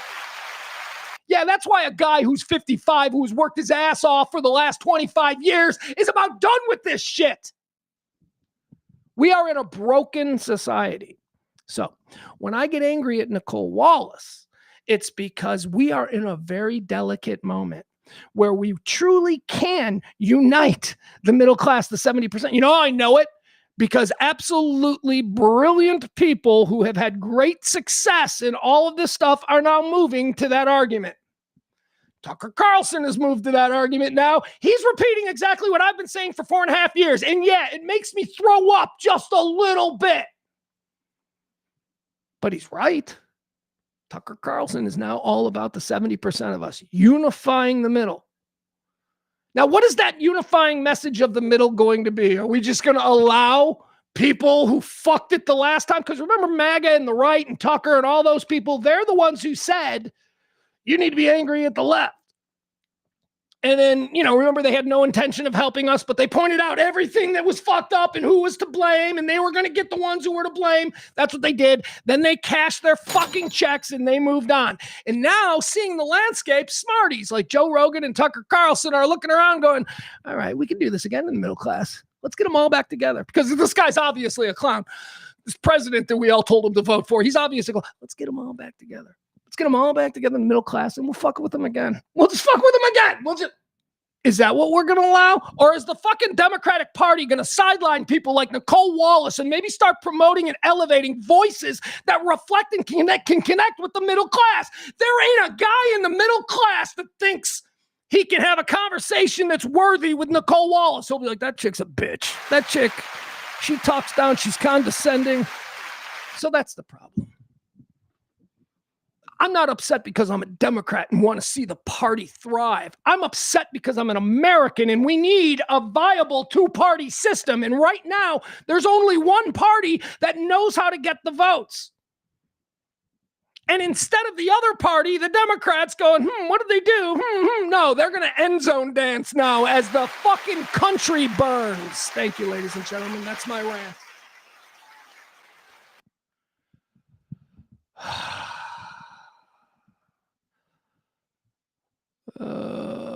Let's see here. The truth about the Donald Trump MAGA scam is only starting to be realized. I resist calling it a scam. It wasn't a scam. It was a trip to the candy store. He got in front of these children, these infants, and said, who wants to go on an all-you-can-eat tour of the candy place? And they all went, yeah. I mean, the scam, I mean, look, there's obviously financial corruption and all of that is going to be shucking out. But the idea, the MAGA scam wasn't a scam. It was a dupe. Wasn't so much is a dupe and a scam the same thing? All right. Anyway, he's right, though. When he says the truth about Donald Trump MAGA scam is only starting to be realized. What he's saying is that these cracks are real. These cracks are real. These people who used to be diehard. I mean, there's still a pretty strong community who are the Kool-Aid drinkers, right? Who he can do no wrong, and they're dug in. They're really stubborn. They're stubborn because they have no control of their ego. And when a person is stubborn, that's the ego causing that. If they had some familiarity with how to control their ego, they would go, yeah, you know what, I fucked up. Well, let's move on. But they won't. A lot of people are stubborn and they're dug in. I mean, it doesn't matter. Ship has sailed. So we can't worry about them because those people are the 15 on the right.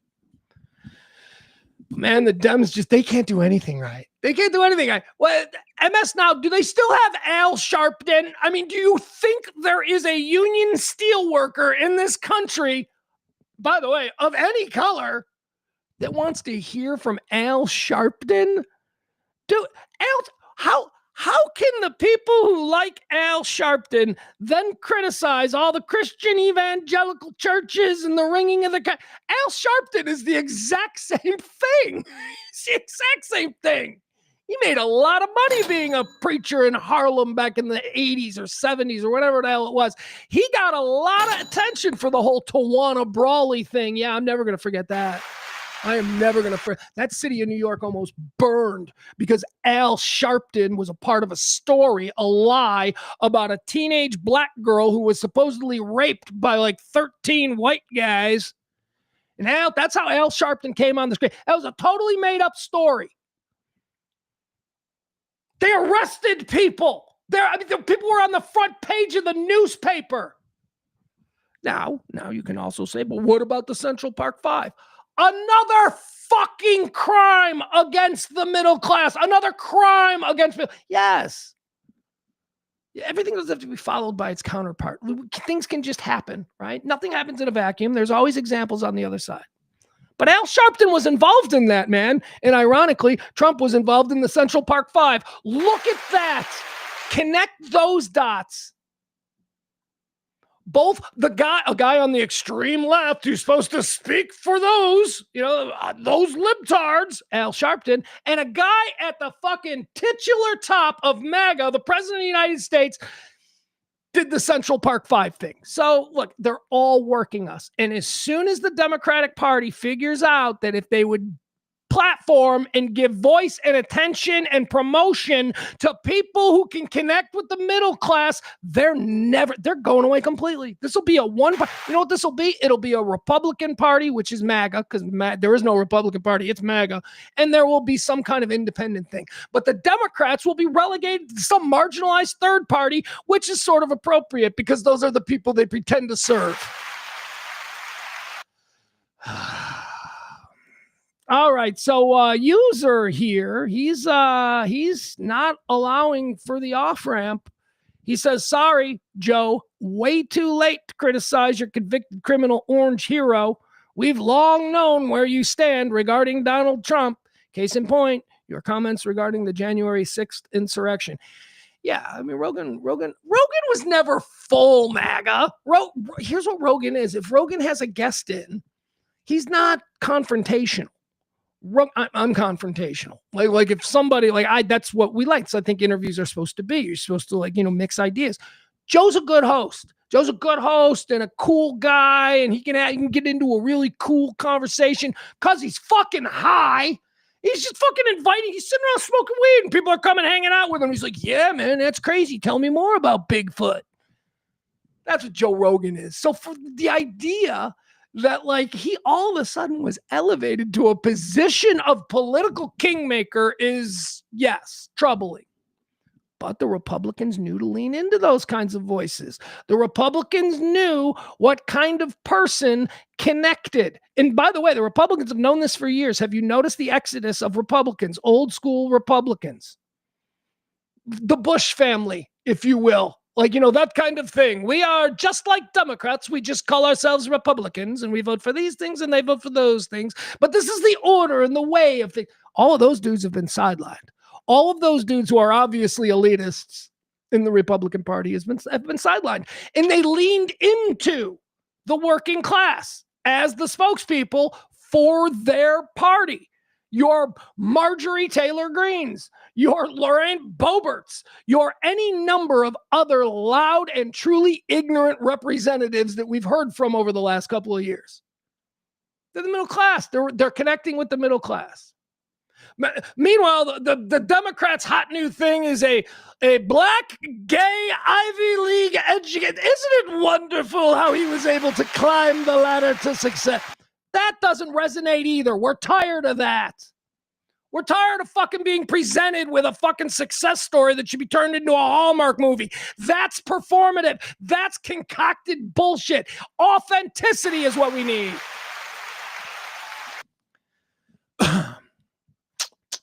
I mean, honestly, I just think it would be nice if we heard a whole bunch of new digital content, podcasts, whatever, that weren't toting water for MAGA and were also regular people. And I don't mean regular people like people who don't know. I mean, me. I'm talking about me. I'm talking about fucking me. All right? Anyway, point is this. Yeah. It's so stupid. It's so stupid. I came back to Chicago because of the opportunities digitally here in this market. The opportunities simply don't exist. And well, like I told you about the trip to the radio station, the Odyssey complex here.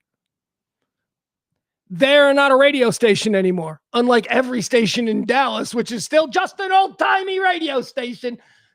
the Odyssey Complex, which hosts or houses 4 Chicago over-the-air radio stations, is set up for the next century. It is a production mecca. Like I told you, everything's got cameras, everything's got studios and studio lights built in. It's incredible. Opportunities to create are just better here. Told you I was talking with WBAP, James Parker, last night. We talked for about 90 minutes about a whole bunch of this stuff.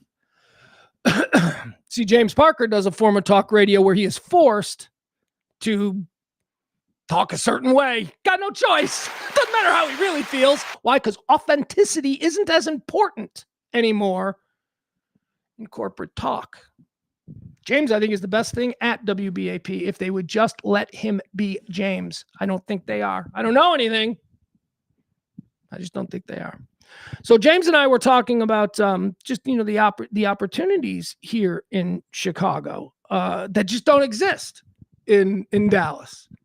He brought up a good point. He's like, there ain't nobody in Dallas that can compete with Charlie Kirk, which is a digital performer who was launched out of the Chicago area. There ain't nobody in Dallas who can compete with, for better or worse, Nick Fuentes, who's another one who was launched out of Chicago because of the digital climate here.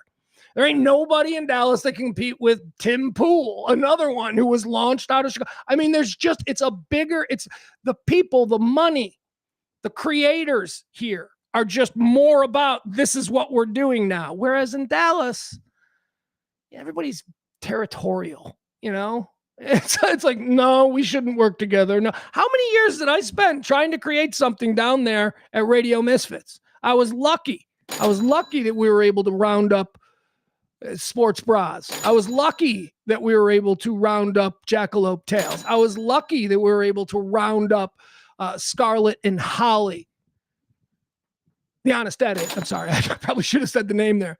I was lucky. But that's not exactly building a new bar stool out of Dallas. No one could say, nobody understood it. Nobody's like, what do you mean? So are you going to be on the radio? No! It's not the radio! So that's why I'm here. There's just better opportunities here. And now I am in this bastion of Democratic fucking money. And I got to watch Nicole Wallace on the newly branded MS Now. What that tells me is that when they branded over to MS Now, they put no attention into changing the message or the narrative. They're like, no, let's still be as obnoxious and entitled and elitist as MSNBC always has. Let's just try and trick stupid people into thinking that we're new. That's what they did. All right, so there you go. That's my little rant on how we got to let them back in. Although I will say this, here's another example. Did you see Alex Jones now? Yeah, no, I know. I don't. My friends always push back. Like my MAGA friends, I always go, well, you need to stop listening to Alex Jones. That's kind of my way to dig at him. And they all like, I don't fucking listen to Adam. Who the fuck is Alex Jones? Like, you can be in MAGA and not be an Alex Jones guy. But I'm just saying, if you're an Alex Jones guy, you're in MAGA. You are. We know who you voted for. So apparently Alex Jones is now Breaking Bad. Again, this is the theme of, the fractures that we're now seeing from all corners of the formerly united MAGA media machine. These fractures are occurring. Everybody seems to be at war with one another. Maybe it's tied to the death and the passing of Charlie Kirk. Was Charlie Kirk the Phil Hartman of right-wing MAGA? Was he the glue? Was he the guy who kept it all together? I suppose maybe he was. Because since his passing, there has been a lot of changes, not just in Turning Point, which was his organization, but in, everywhere. Not in MSNBC, though. They still got Nicole Wallace. And people are fighting.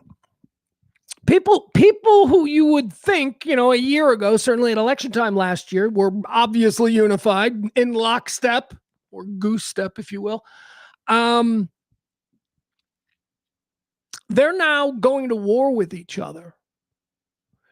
And, Alex Jones apparently has shifted the entire thing of his bit.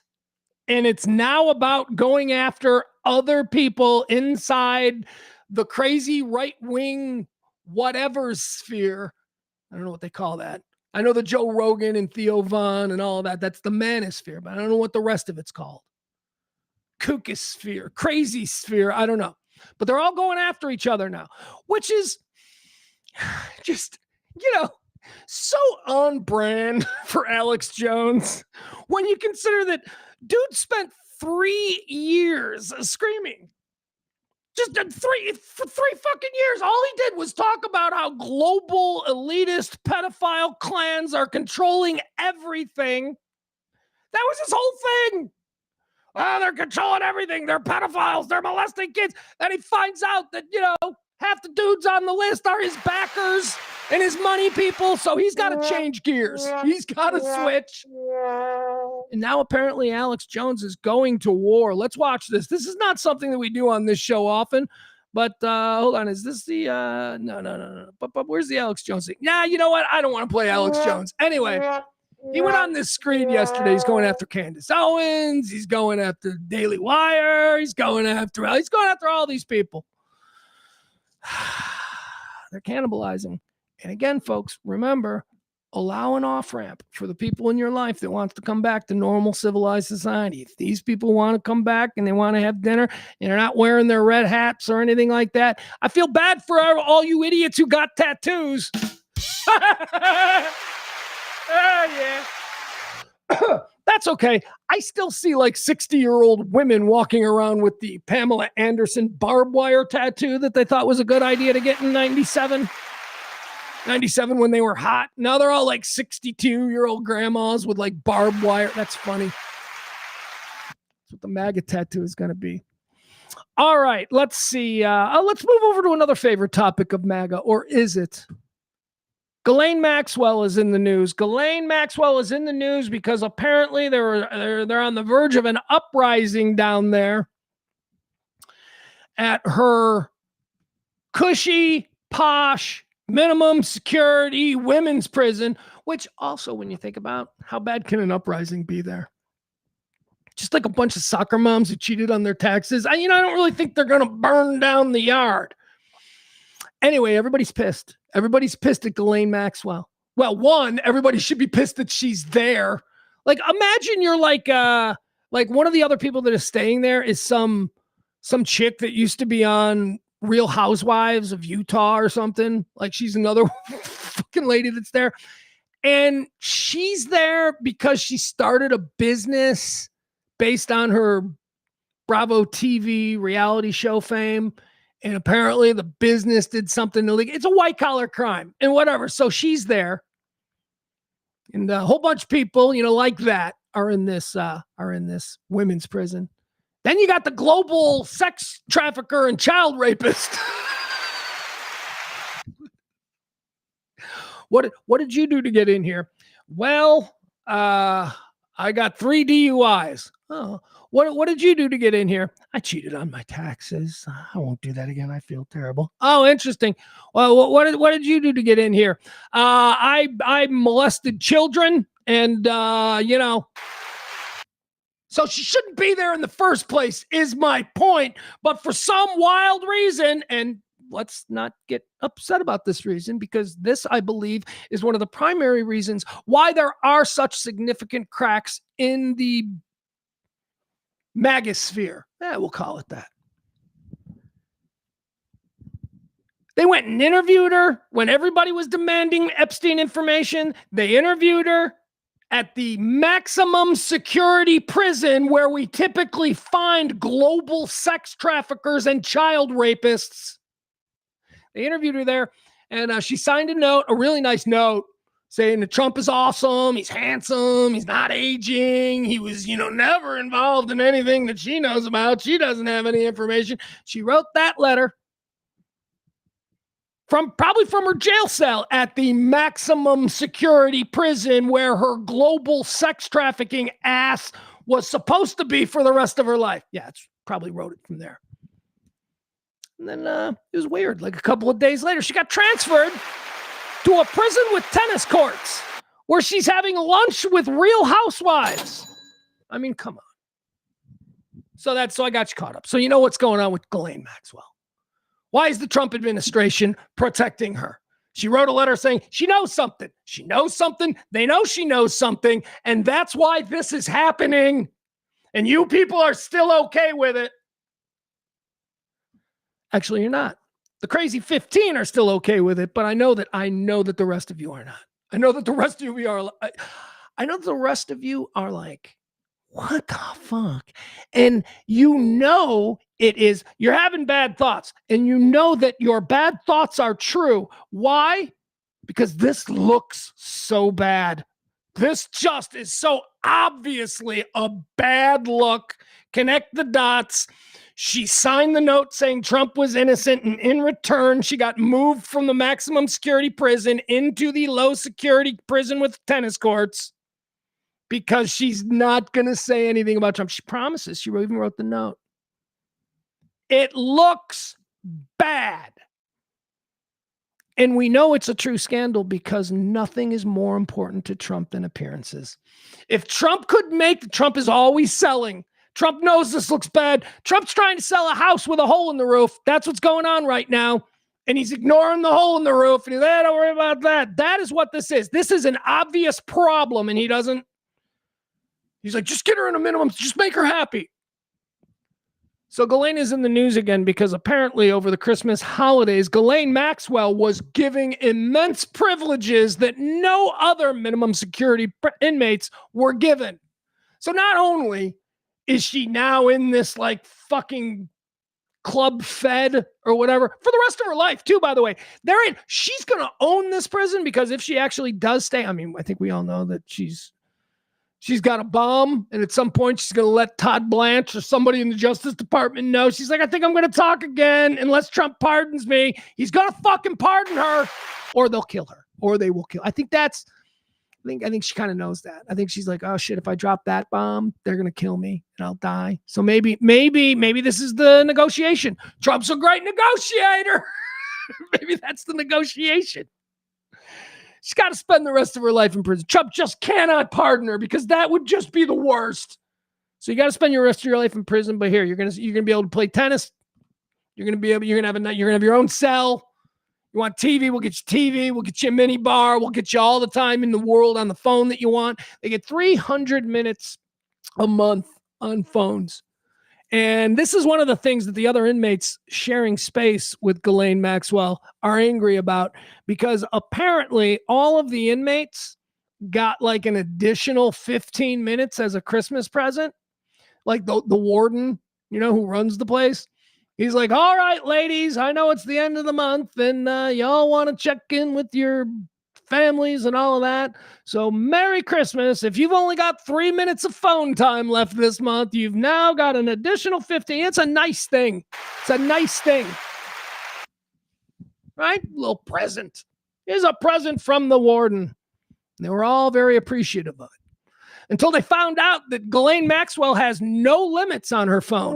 None. She can use the phone whenever she wants. She may, in fact, even have a phone in her fucking cell. And the other inmates are like, what the fuck? I mislabeled some information on a weight loss drug that I marketed because of my fame on The Real Housewives. This woman raped children. So they're angry. They're angry. They're like, what the fuck? And just another example of the rank corruption that is happening right in front of our eyes that nobody, well, a lot of us are, but many of you are not upset about because that would be a bad thing for your guy. That's my guy. I can't. It's liberal lies. It's liberal media. Hey, let's cancel CNN. Fuck you. Stop it. Snap out of it. Snap out of it. All right, that's the Ghislaine Maxwell story. Look at how I'm pretty hot for a New Year's Eve show, huh? When's the fun gonna start? When's the fun gonna start? What happened in the chat room? The chat room has been completely taken over by somebody who I don't know, but I would love to welcome in because they are participating. No is who we'll call. No is in here. All right, let's see. I was going to dive into the chat room, but it's all no, and we've already paid attention to no. We know what no is. No. is on the left, and and that's fine. There's nothing wrong with that. Hell, I got a bunch of friends on the left too. Time in my life, I was born and raised on the left. Now more of a moderate, more of a middle person. But anyway, all right, let's see here. Here's more stupid news. This is stupid. Here's news that nobody cares. Nobody cares about, yet it's being pushed. Again, I saw this on MS Now. I mean, I bet it was probably everywhere, but I saw it on MS Now. And once again, it was like, look, we're winning. Look, we win. So apparently there were supposed to be these jazz concerts at the Kennedy Center tonight, New Year's Eve jazz. Oh, sorry. The Donald J. Trump / Kennedy Center. So there were supposed to be these. That doesn't bother you. I mean, seriously, you people don't see what's wrong with that. You people don't see what the rampant narcissist is doing. It used to be you'd have to live a life of charity and kindness where everybody fucking loved you and thought you were awesome. And then maybe you died tragically or something. And they're like, he died too soon. We must ensure that people don't forget him. And they'd stick your name on a building. Then along comes Donald Trump, who is the exact opposite of all of that. And he's just like, put my name on the building. Fucking weird. It's just weird, man. And everybody's like, yeah, the Trump Center. Like, you people think he deserves it. John F. Kennedy got his head fucking blown up like a watermelon at a Gallagher concert. That's why he's up there. All right. Tyler Perry is in the news. This is kind of a weird one. Tyler Perry is in the news. Tyler Perry is a sex criminal, apparently. At least those are the charges. I didn't know we were still doing this to celebrities. I thought all the Me Too was over. I love to use Louis C.K. as an example. Louis C.K. I mean, if money is all that you're driven by, okay, so let's use Louis C.K. Money is not all that I'm driven by. I am not driven by money, but that doesn't mean that we need tips. In fact, that's why we need tips, because I do not focus on being able to raise money any other way. So tip the show if you can. So I considered, I haven't had any contact with him in 15 years, but there was a time in my life where I considered myself to be pretty good friends with Louis C.K. Louis C.K. was a regular on our show, both in Chicago and in Dallas. He'd been touring and we always had comics, and he was one of the guys that hung out with us. I'll never forget Louis C.K. We were doing a show at the Down Under Pub and Grub in Frisco. And we told Louis he could just do it on the phone because Frisco was pretty far away. When you're playing the Addison Improv, and then the show that you're going to go on to promote it is on location at a pretty far, part north, very north Dallas back at the time. So we were like, well, you can just do it on the phone, Louis. It's cool. Because like I said, he was a regular. We see him all the time. It wasn't like, no, we really want to meet him. But no, he decided he was going to drive up. He drove up, or got driven up, whatever. And he shows up and he does the whole show with us and he was a pretty famous guy at that point. I mean, people knew who Louis C.K. was. And that was another reason why we were like, you don't have to come because it's in public. And if you've got a celebrity on or somebody who is a guest who is of certain note, and they didn't sign up to be a part of a live, remote, you say, look, I know when we booked you, we didn't have this remote, but we got a remote now. So if you want to do it on the phone, that's fine. Or you can come. It's just procedure. It's just, being cool. So anyway, he comes up and he had 4 buffalo chicken sandwiches, one after another.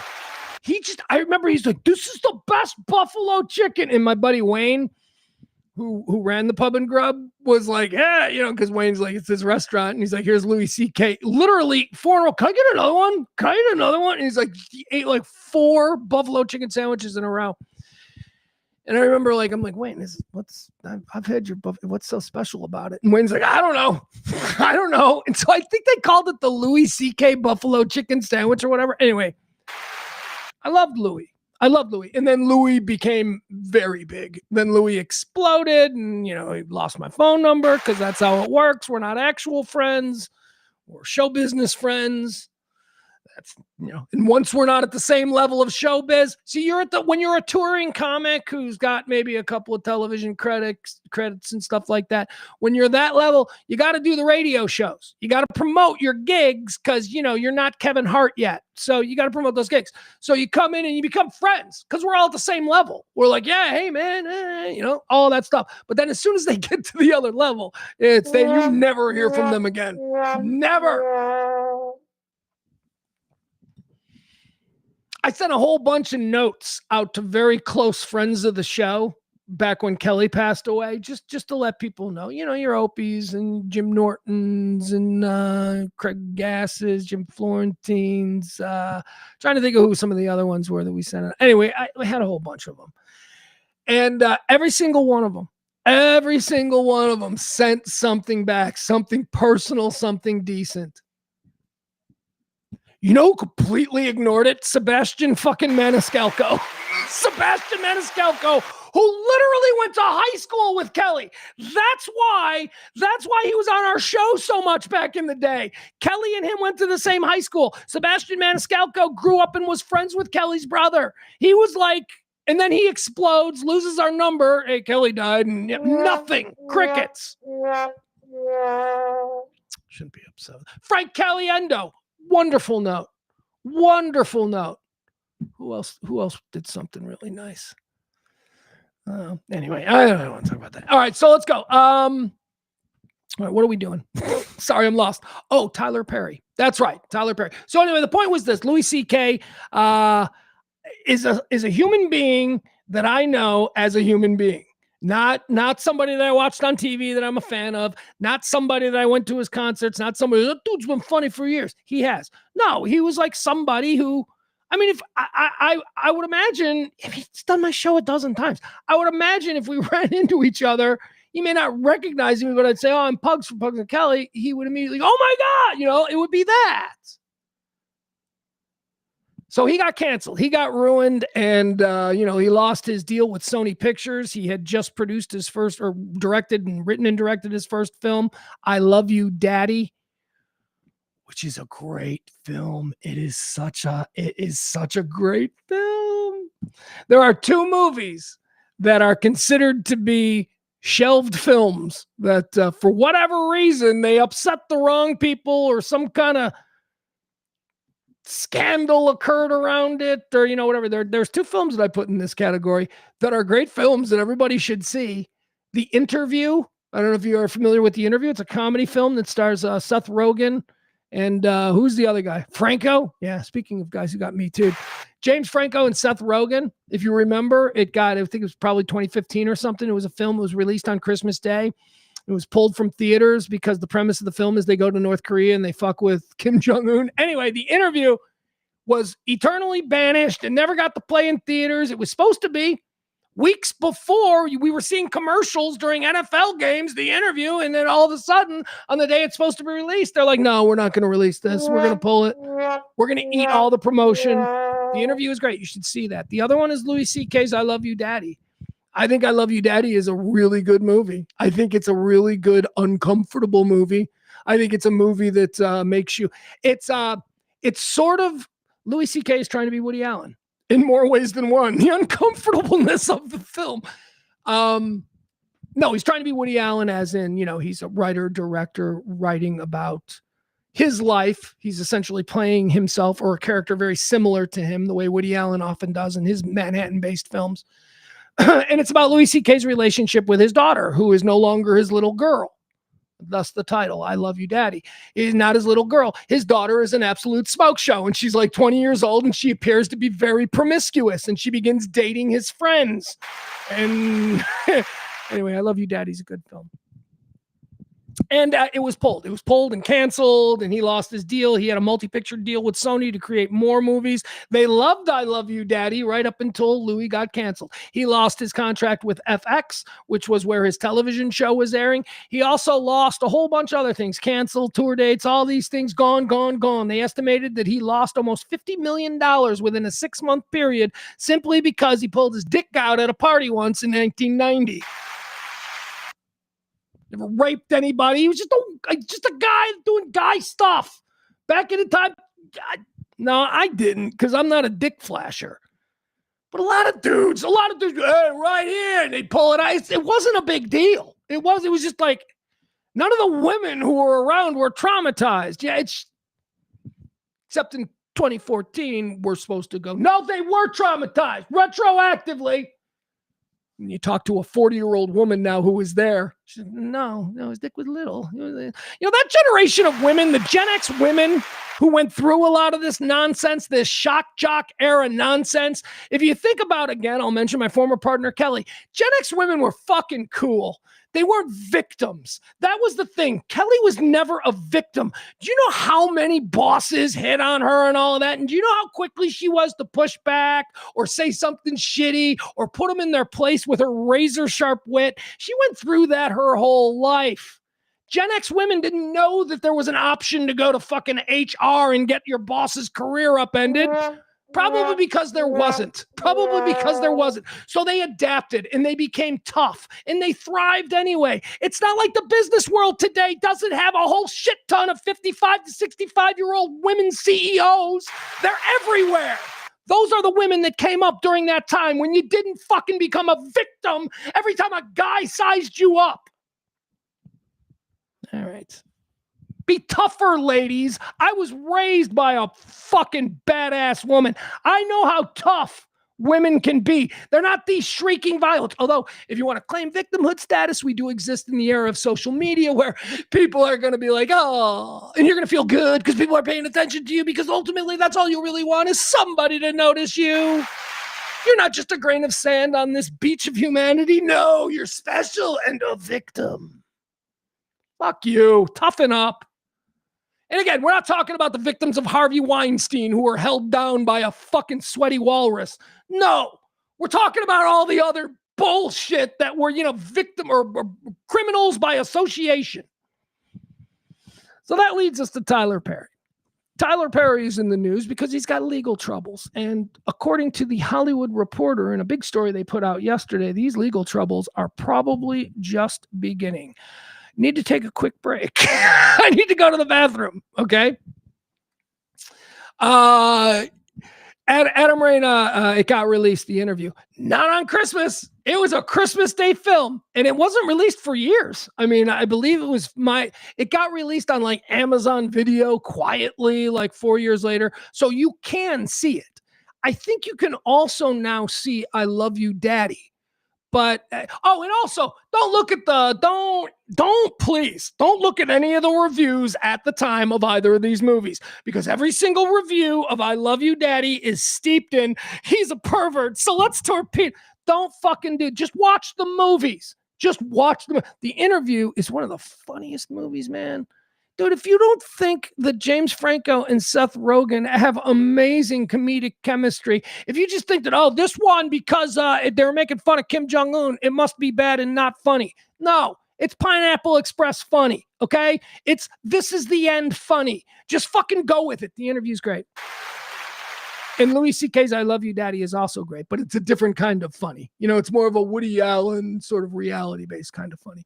All right, I need to go to the bathroom. Adam knows a lot about this story, the Interview story. It was tied into the whole the Sony hack occurred apparently in retaliation for this movie being made. I mean, it's just crazy. And you can get into the weeds if you want to pull up the little Wikipedia page of the Interview. But I suggest you don't do that because I need to take a quick break because I got to go to the bathroom. So give me about 30 seconds and we'll come right back and I'll get into this Tyler Perry story and we'll talk about where we are in 2025 heading into 2026 with the whole Me Too thing. Are things that were, deadly to a performer or entertainer or celebrity in 2015, are they still deadly or can you survive these kinds of accusations? And is there anything different about the accusations being leveled against Tyler Perry? We'll talk about that in a minute. Be right back.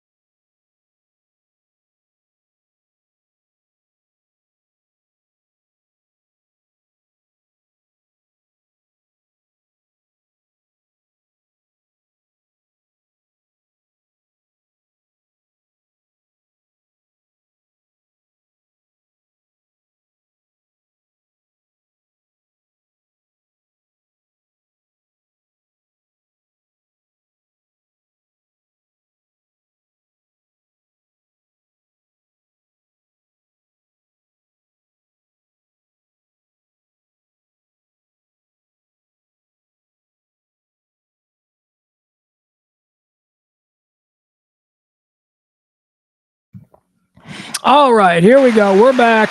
Sorry about that.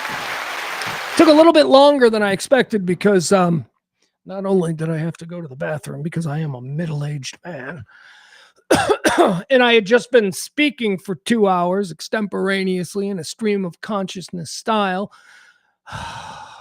Need to go take a little wee, that's all. But also my 16-year-old son is here in the other room. He's doing his thing. He pulled this bullshit. I mean, not bullshit. By the way, I hope it doesn't sound like I'm doing a lot of this for comedic effect. Like we're not always fighting. We have a really great relationship. We bust each other's balls and we have fun. So I don't mean it to sound like we're always fighting because we're not. But I do notice funny things as a dad that I'm like, oh, you fucker. We're walking in here to the studio where we do the show here. And as we're walking in, and the show started late today because we were running behind schedule. And as we're walking in, he goes, I'm hungry. Is there anything to eat? Can we go get something? I'm like, dude, no, we cannot go get something. I'm already running late to start the show. We're going to go inside. So we come inside and there's a kitchen and all that stuff. I go, there's probably something here to eat. Let's get you something to eat. So I showed him a couple of choices. There was a frozen dinner, like a TV dinner kind of thing of macaroni and cheese. I'm like, why don't you just make this, put it in the microwave. You can have this. This will be your lunch. You'll be fine. And I go in, there's some waffles. There's some waffles, but there's no syrup. And I'm like, so I guess that's out. So I come in here, I do the show for 2 hours, and then I just go back out there and I'm like, did you eat anything? He's like, yeah, I ate the macaroni and cheese. And I'm like, okay, good. And I turn around and come back in here and I hear him go, and all the waffles. I'm like, what? What do you mean all the waffles? There was like a full box. And I'm like, you had no syrup. He's like, I don't care. Apparently my kid for the last 2 hours was just sitting out there watching YouTube, just snacking on waffles. Just dry ass waffles and a big bowl of cheddar flavored macaroni and cheese. All right, that's so I'm sorry. That's what I was out there doing. Yeah, I look, Adam listened to a podcast, so he knows way more than me about this situation, even though I followed it closely. So let's talk about it. You can read Adam's comments. Adam, dude, this is what really irritates me. I am not supposed to be giving you fact after fact. I'm a guy talking. I know a little bit about what I'm talking about. If I go into, sometimes the details might be a little bit off. What am I, CBS fucking News? What am I writing for Dan Rather in the 1990s? And now you're going to sue me for giving Stop it. Stop being so fucking nitpicky. So you made me think about it while I was in the bathroom. So here is how it went down.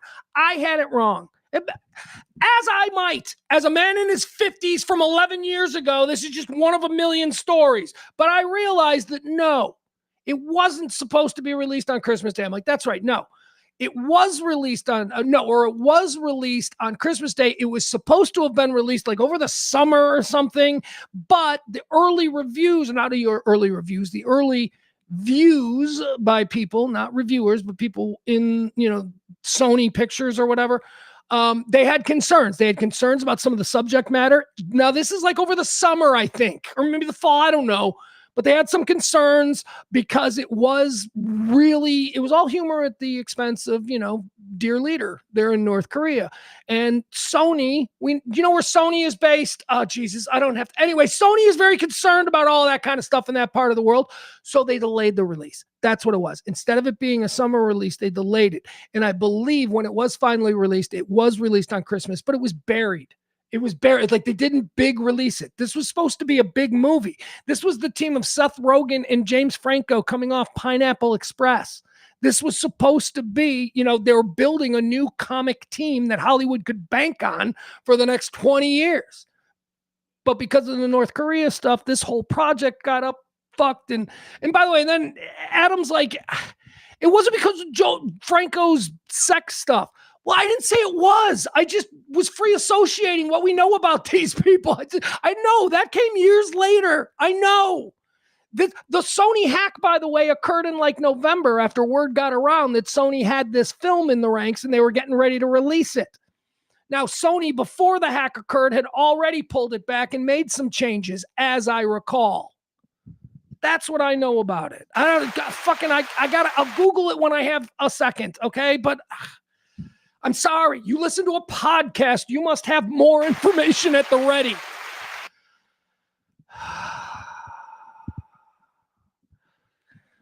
Okay. All right. He still doesn't stop. It's like he just wants the whole fucking show to be an argument between me and him because he's known me all these years. And he knows that I'm not opposed to that idea, that I would do a show where it's just me yelling at Adam in the chat room. But I am glad to have Byron and Barney and people like that to draw my attention so that my ire can be focused in all directions instead of just Adam's irritating, nitpicky, and non-subtle fucking insults. Like, here's one of the things about Adam. Adam doesn't say things like, I think you might be a little off on that. Here's what I heard. No, he says, you're fucking wrong. You're wrong. I'm right. Like, that's how he presents it. He's so social media trolly, but he always has been. He is, by the way, he is not a social media product. He is not a product of that. Adam, how do you think I came to know and love Adam? Because Adam was a guy that called a radio show and was really fucking irritating all the time as a caller. A good caller, though. And talk radio shows rely on good callers. But again, let's learn a little something. A good caller is somebody that gets the best out of the hosts. And Adam always got the best out of Kelly and I. That's why we appreciate him so much, and that's why we eventually became real friends. But holy fuck, is that irritating. Everything goes, no, I heard a podcast. Okay. Yes, yeah.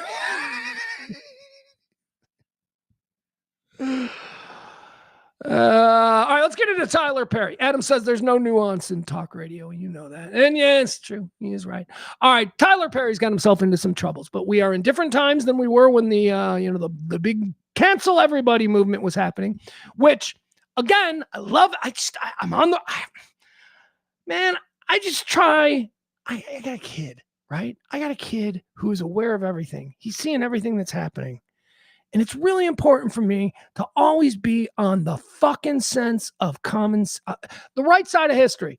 Common sense. What did it look like? And when the feeding frenzy to destroy everybody who had ever grabbed a girl's ass, I was there. I was saying, no, this isn't fair. And now we're starting, the dust to settle, and everybody pretty much agrees that a lot of that was bullshit. And a lot of those people who were ruined 10 years ago are back, and they have good careers. That was my whole point with Louis C.K. Louis C.K.'s making as much money now as he ever has before. He has found his when you're forced away from the gatekeepers. This is something that has never really been discussed as far as how the cancellation thing worked. The cancellation thing didn't work because all of us individually, the citizens of this country, agreed and said, yeah, we don't like him anymore. No. 5 or 6 gatekeepers decided that. 5 or 6 guys who were in charge of, the stockholders at, Warner Brothers, or those are the people who made all of these decisions for us. Those are the people who said, you don't have a career anymore because we're afraid of what they're going to say on Twitter. The gatekeepers have controlled the culture worldwide since the invention of mass media, television, radio, whatever. You couldn't just start a TV station in your garage. You had to have federal licenses, and you had to have money to get that. And so rich people were the only ones who were allowed to start businesses that would become CBS, NBC, ABC, these things, these gatekeepers. You were famous for 100 years if you were on ABC. Yes, that's a celebrity. He's on Wednesdays at 7:30 on that show. And he was on that show because a gatekeeper said, you, sir, shall be this character on this show. Gatekeepers. That was the way it worked. Cancellation of these people. And I like to use Louis C.K. as an example because I don't want to talk out of my ass about any of these other people. They might be monsters, but I know Louis C.K. personally. He's not a monster. He's a really nice man. Gatekeepers got rid of everybody. Gatekeepers did it. And it was weird, the timing, because it coincided with the rise of digital content creation, which was the end of the gatekeeper movement. You don't need Charlie Kirk didn't have a gatekeeper. Charlie Kirk, there wasn't look, he was backed by Charlie Kirk was backed by a dude like 80-year-old, some conservative billionaire oil guy or whatever. What's his name? I don't know, his weird name. There's a story about it today. But in the beginning, in order to get on that radar, Charlie Kirk didn't need to, first at NBC, you must be a page. And you must spend 4 years being a page, and then you must do... No, he didn't have to do that because the gatekeeper system died round about the same time that all of the gatekeepers were firing and canceling and killing people. Now, these gatekeepers were compelled to do this by independent content creators who didn't have it's a weird kind of thing. The pressure from social media and all that is the reason that these CEOs and stuff said that we can't be in the Aziz Ansari business anymore. He tried to kiss a girl that just wasn't into him. He should not be allowed to work. He made a movie, shot his shot. There are so many of these dudes, man. They just shot their shot. And then there are other dudes who are involved in some really creepy things. Comedian Chris D'Elia. But again, we do this with a microscope, okay? Not with a satellite image, with a microscope. We look at all the things that happen. We figure the context. Maybe we weigh the individual themselves. But we don't just say, what? A girl said that he tried to kiss her? He should lose his job in this movie. She didn't want him to kiss her. And he tried. He shot his shot. Fuck you. I'm raising a boy. I'm trying to raise a confident young man who isn't afraid of women. And I'm sorry, but boys got to be the ones to put their arm around the girl first.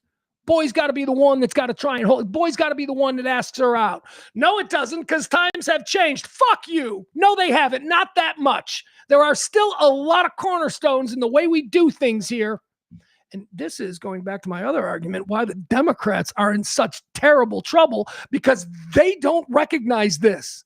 The Democrats were the party who decided that maybe there are more than two genders. That's what lost 70% of the middle.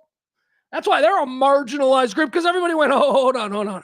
We like what you're doing with charity. We like what you're doing with trying to help minorities and stuff. But what's this now about genders? That's how they fucking lost everybody, because that's nuts.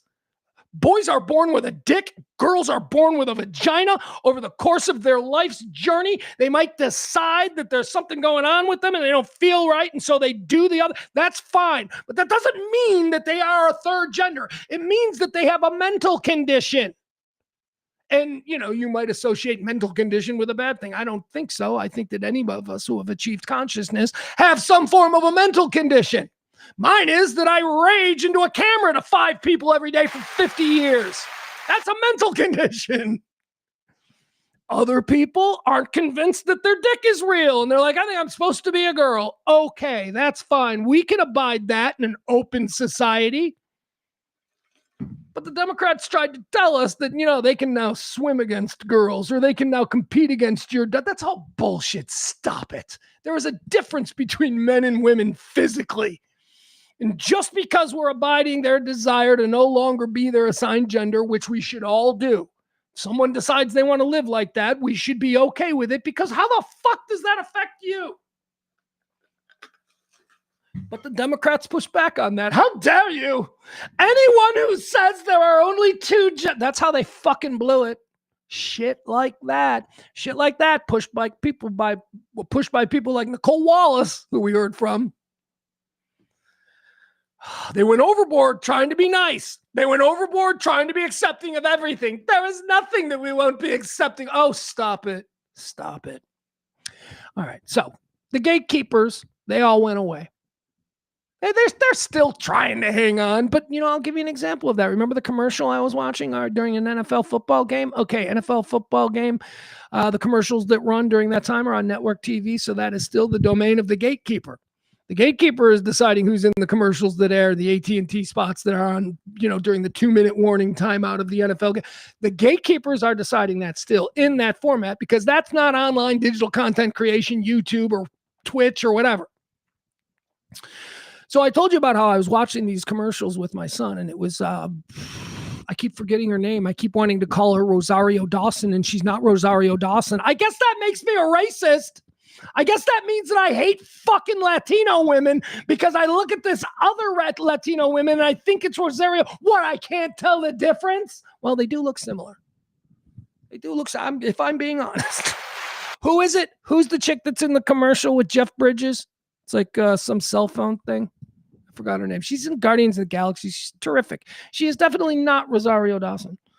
But it's her, Jeff Bridges, and another dude. Like a young black dude who's like in the center of it all, and he seems to be driving the comedy. And I remember saying to my son, am I supposed to know who that is? And he said, that's Shabuzi. Shabuzi's one of the most famous comedians in the world. And I said, I am fucking old because I do not know from Shabuzi. Shabuzi, no gatekeeper. Shabuzi didn't have to fight for time at the Comedy Store on Sunset and then get ordained by some. No, Shabuzi went. So the cancellation era coincided with the rise of the independent content creator that wasn't, dependent upon the gatekeeper.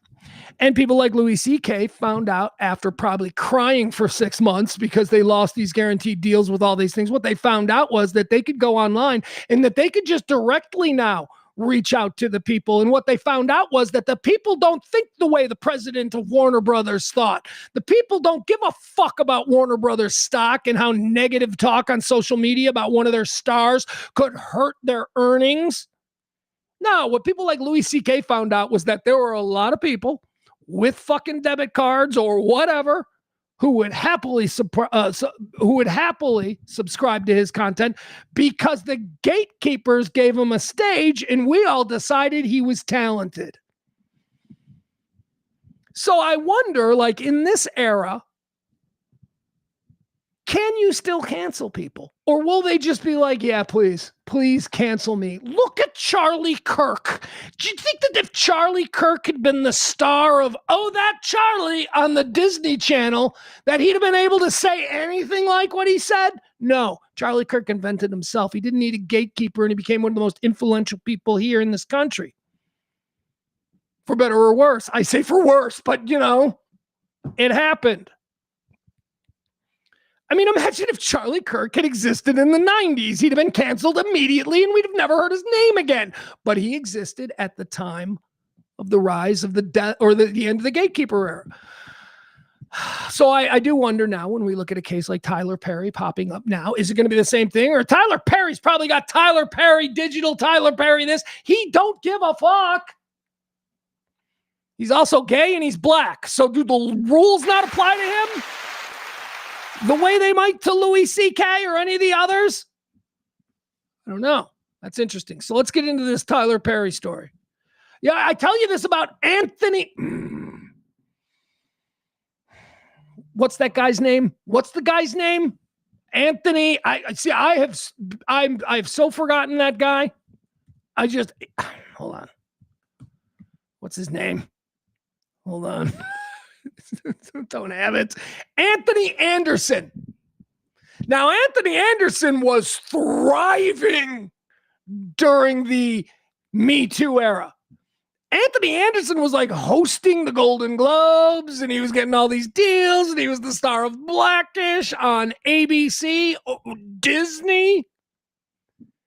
Anthony Anderson was celebrated and nobody fucking said a thing about all the rape charges. Yeah, that's not good. When you can say all the rape charges in relation. When you go, hold on, let me check this before I say it, because it was just amazing. Like before, when you would go, when he was at the height of his popularity and everybody was getting canceled left and right, he was seemingly developing more and more power in Hollywood. Anthony Anderson started out as just a really cool character on The Shield. That was the first time I ever saw him, the TV show The Shield. Michael Chiklis, about the corrupt cops in LA. He played a gang member. He played a murderous gang member. He was incredible. He was so good. And at this time in his life, he was fucking raping girls in his trailer on the set. Hold on, let's see here. Let's go through his thing. Let's see. We've got Anthony Anderson. We've got his career, sitcom star, involvement in game shows, 2023 to present. Filmography. Film, television, video games. List of awards, nominations. List of awards and nominations. There we go. Let's see. Let's keep going. Oh, here we go. Rape and sexual assault allegations. There you go. Why was Anthony Anderson allowed to skate with all of this? Anderson was accused of raping a 25-year-old extra in a trailer on the set of the film Hustle and Flow back in July of 2004. The alleged victim accused Anderson and assistant director Wayne Witherspoon of forcibly removing her clothes, photographing her naked body, and sexually assaulting her.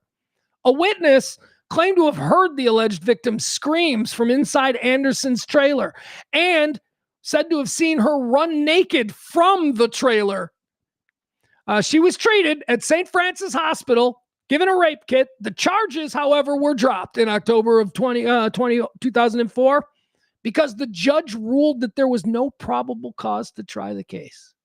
So in 2004, this up-and-coming young African-American Disney star, or Disney, well, I guess this was Hustle and Flow, but he would go on to work for Disney. I guess that was later. Charges were dropped in Hollywood, a company town, 2004. I bet you a lot of actors over the years have had charges dropped after girls got raped. There were witnesses that saw what happened, and there was a rape kit performed at the hospital.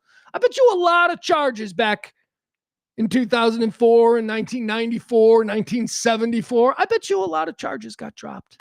Maybe this judge lived next door to somebody who ran a studio and was like, hey, Barbara, I bet you'd love to come to my Christmas party and meet George Clooney. Yeah, and the judge is like, okay. I mean, that's bullshit. So there you have it. There's one. Let's see here. Those charges, the woman he raped in his trailer on Hustle and Flow, they were dropped in 2004 because the judge ruled there was no probable cause. No probable cause. A positive rape kit. A witness.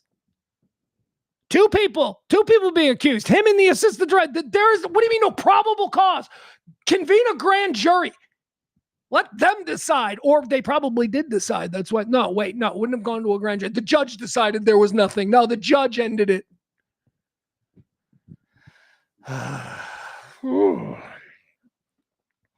Well, he probably, learned his lesson. Anderson was then sued for sexual assault in September of 2004 by another woman. It's another woman, same year, who claimed that Anderson made sexually suggestive remarks towards her. Well, that's nothing. Sexually suggestive. Oh, fucking toughen up, right?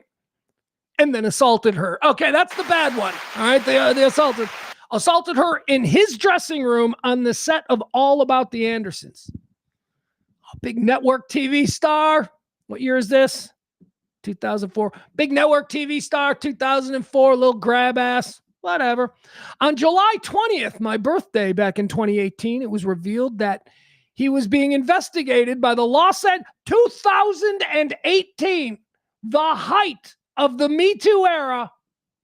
He's being investigated. It goes public that he's being investigated again for the third time in his career for rape. He's being investigated again by the Los Angeles Police Department for another sexual assault allegation. But on September the 4th, the Los Angeles District Attorney's Office declined to press charges, citing lack of evidence after the alleged victim declined to be interviewed by the investigating officer. Okay, that's fine. But isn't that 1, 2, 3, 4 rape and sexual assault allegations in the last 15 years? Remember, this is 2018. Isn't that enough to get somebody canceled? Because this guy went on to star in Blackish, a huge hit show. This guy went in to host the Emmy Awards on ABC. This guy got game shows on family-friendly networks. What the fuck? 4 serious rape allegations. I don't care that he wasn't convicted. You tried to end Aziz Ansari's career because he made a move on a girl. Why is Anthony Anderson protected? I don't know. I don't get it. I don't fucking get it. But also, I will leave room for this. He's only the one that I'm really aware of who seems to be getting away with it. There could be like a whole bunch of other people. I'm just not even aware of it because they're being protected so much. Oh, you're crazy, Pugs. What are we seeing with this Epstein thing? We know that people behave in horrific sexual ways when they have power. Maybe it's a flaw in our humanity. I don't know. But how many people are being protected? People have obviously been protected. We're watching people being protected right now. Congress passed a law to reveal the names of people associated with Epstein. We're supposed to have their names and pictures and all that stuff. A law was passed. They had to elect a specific person in Arizona to even get to a vote that would make a law. The president signed it, and then we get fucking redacted bullshit. There is a power structure in this country of elitists who are calling all the shots, man, and they are selectively protecting people and fucking murdering others, publicly executing others. And I just don't know why. What is this? It says the Lindsay Lohan interview. In 2003, a then 33-year-old Anthony Anderson interviewed the then 17-year-old Lindsay Lohan, who was promoting Freaky Friday. Anderson was filling in for Sharon Osbourne on the Sharon Osbourne show. In the interview, Anderson asked Lohan about her dating habits, personal life, and living with Raven Simone. Anderson told Lohan, "Both of you are beautiful women, in that some men like women young. We ain't going to mention no names, but I'm one of them." He said that on TV. Well, 2003, man. That was still the Howard Stern era, so you could probably say shocking things. But when you combine that with all of these rape charges and all this, I mean, come on, man. The man is, at the very least, will you give me that he is problematic? Anthony Anderson. All right, let's talk about Tyler. Well, we're hearing now that Tyler Perry has not come out. He's not like out as gay. I mean, I don't know that he is or not. I think he is. My gaydar goes, My gaydar goes, oh, that's a gay man. No judgment, but I can tell. What can you tell? I don't know. I wish I could somehow articulate how my gaydar works. The closest I can come is that there is a twinkle in the eye. And I know that fucking is bad to say. People are like, oh, you're leaning into stereotypes. No, man. There's some gay dudes just have a twinkle. There's something. Look at the Village People. Look at the pictures of the Village People. Focus on the eyes. There's a bunch of them with really pretty twinkly eyes. There's some kind of energy being emitted through the eyes that are telling people what they are. That's gaydar. It's real. It's wrong. It's not wrong. It's how we judge people. If I was in the woods and something approached me, I would use bear-dar to determine if this thing was a bear or not. I don't know. I just know what things are. I'm an empath. I can read people. I can judge people. I can see. I get the vibe of the room, and I know what you're up to. Not a psychic. It's just about being extra connected to humanity. It's a curse, I tell you. Now, also, there's the voice. Gay dudes. You cannot tell me that gay dudes. I've always wondered this. And I always ask my gay friends, I'm like, what the fuck is that? Because I've got two guys. Actually, I do have one gay friend who does not talk like that. Well, Jagger. I mean, I'm like, why do I have to be secretive? Jagger.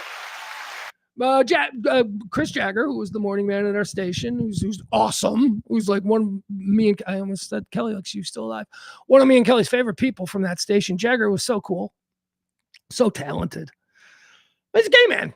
He was a gay man. He was like, and by the way, that's another thing, fucking baller move. That dude came out as gay publicly when he had the #1 morning show. He's like, oh yeah, by the way, I'm gay. Here's Stone Temple Pilots. He had no fear. He's like, fuck him. He's like, I'm going to be who I am.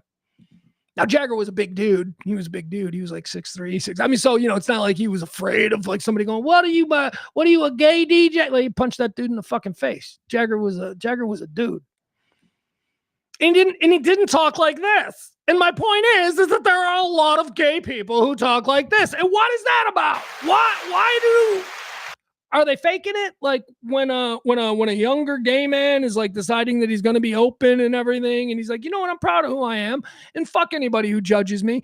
Is that like an affectation that they fall into because of what they've seen? Like that is the depiction on TV. But back when you couldn't be publicly gay, if you were gay in a TV or a movie, you talk like this. Now, is that art influencing? What is that? I don't know what it is. But gay guys do sometimes have a lisp. There is something about it. You can't argue with me. Not all, but many. And it's weird. I've always wondered about that. But mostly my gaydar works on the eyes. My gaydar works on, I see a twinkle. I say, that's why I've got a bunch of straight friends who I know are gay. I do. I could name one who you guys all know, but I won't. Because they got the twinkle. That's a trigger in my gaydar. I really don't want to talk about this Tyler Perry story. Can you tell? 2 sexual assault lawsuits have been claimed against Perry. Perry has abused actors looking for opportunities in Hawaii and Hollywood, they claim. He's doing the Harvey Weinstein thing. But he's Tyler Perry and he's celebrated by Oprah. So it couldn't possibly be the same thing. Why not? Oprah used to celebrate Harvey Weinstein before it became public. Yeah, all of Hollywood did. So stop with that bullshit. He makes money. And so he was protected. Harvey Weinstein started to age himself out. He stopped being relevant. I mean, he was still making movies, and the movies, and Miramar was still a powerful player, but not like it was in the 90s. So he was expendable. I don't know that Tyler Perry is expendable because he's still a moneymaker. 2 sexual assault lawsuits have claimed that Tyler Perry has abused actors looking for opportunities in Hollywood. The mogul's lawyers deny the accounts and call them, what's he called? His lawyers called them a $77 million money grab scam. I would be interested to know what if we were in that show Pluribus and we all had a hive mind. I would really like to know what your instant reaction to hearing that is. Tyler Perry has been accused of doing terrible things, and his lawyer says that this is just a woman looking for money. What's your reaction to that? Do you go, yeah, probably? Or do you go, no, this is true? It all depends on what you want to believe. That's the world that we live in. If you want to see, let's take it this way. If you are a liberal who doesn't believe that black men or gay men can do any wrong, and that would just somehow be against what you've stood for, and that it's only white middle-aged men who are capable of doing such things like Harvey Weinstein, you're an asshole. I mean, if that's what you think, you're an asshole. And, on the other side, so those people would think that this woman's lying. But every other time, those people, when it was a white guy, it's like, you believe the woman. All right. So I'm going to go with that because that's what I was told. I was told that for years, to believe the women.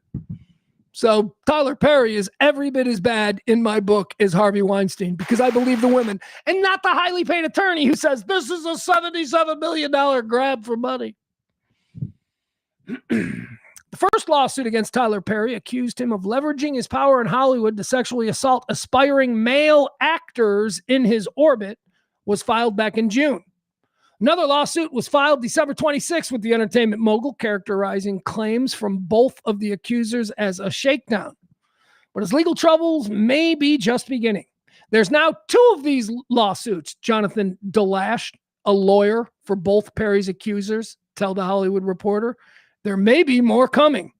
In a statement, Alex Spiro, he's a big Hollywood lawyer. Alex Spiro, a lawyer for Perry, denied the allegations. I said it before and I'll say it again. This is nothing but a $77 million money grab.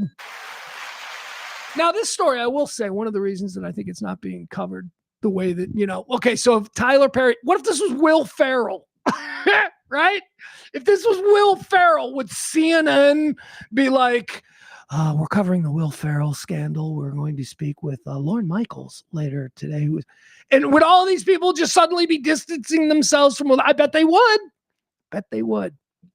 They ain't lifting a finger to report this about Tyler Perry. This story is a couple weeks old. These latest ones were just this week, so it resurfaced. But it originally was a story a couple of weeks ago.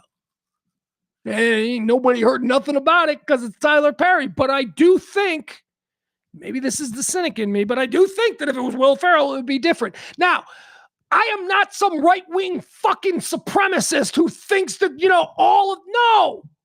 Just a normal person in the middle going, why doesn't any of this seem fair?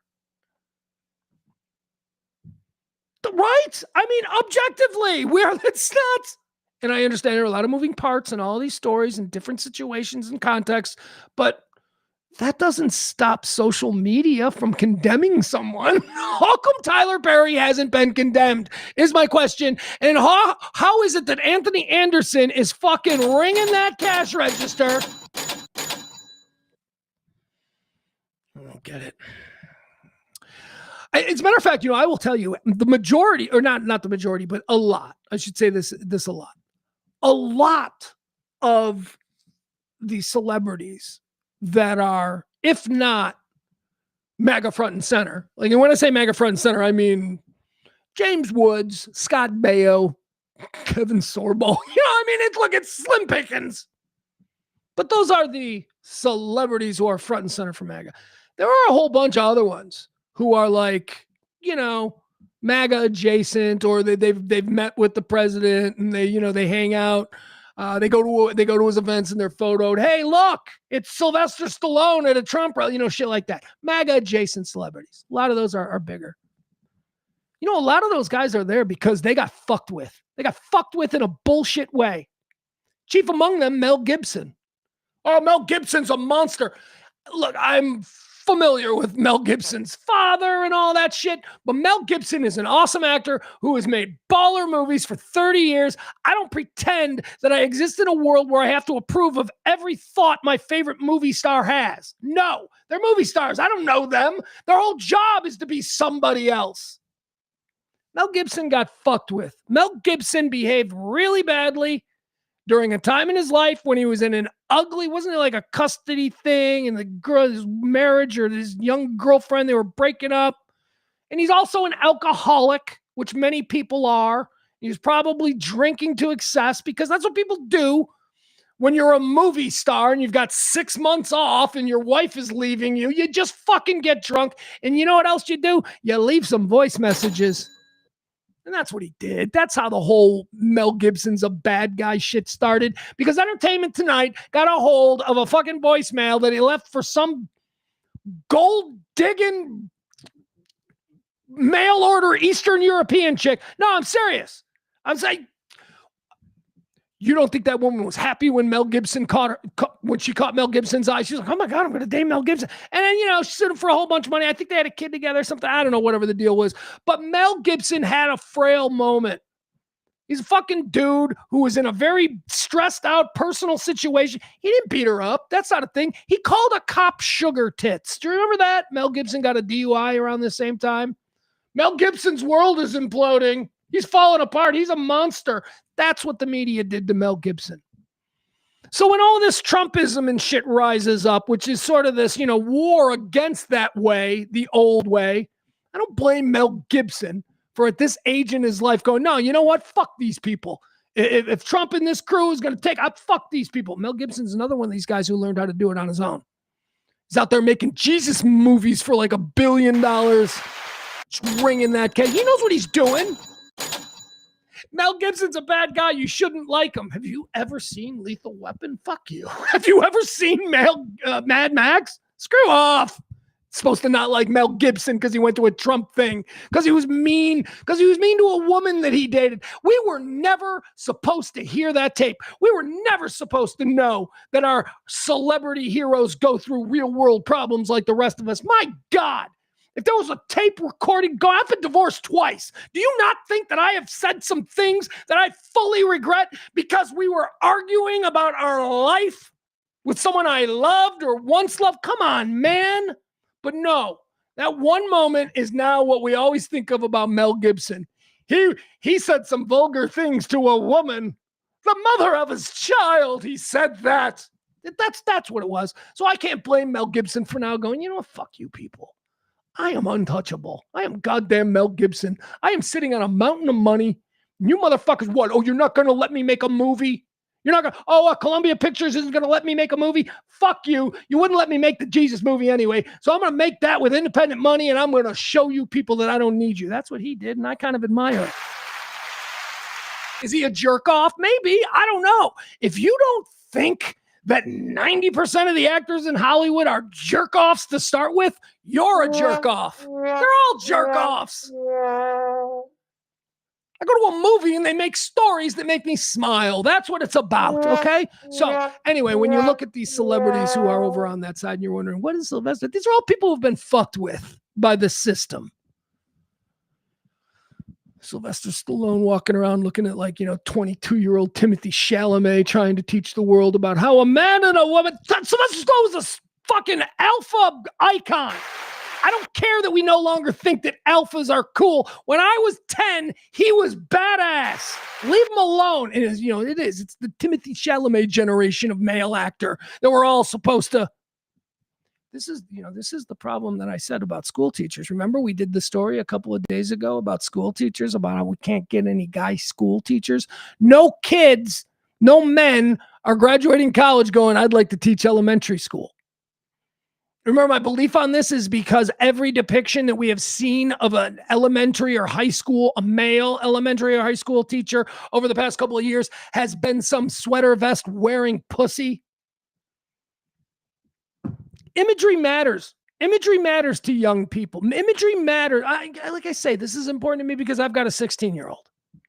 And my 16-year-old is naturally just a boy. He's just a boy. He's not overly macho. He's really sensitive. Like I said, he's an empath too. But he's also not a pussy, right? I mean, he's just sort of this lump of clay that I believe is going to be perfect, but what parents don't. Hopefully, things continue. But the imagery that he sees of what a man is, his choices are Timothy Chalamet or Andrew Tate. Are you fucking kidding me? Are you fucking kidding me? Thank God he likes sports. There's plenty of good people. Caleb Williams, he's like, Caleb's a dude. I go, yes, he is. He seems like a very good man. You can put his poster up. He seems like a really good human being. He's an athlete. He's alpha. He's got supermodels. It's everything you want. Oh, it paints his nails. That's right. He's a fag. There's that F word.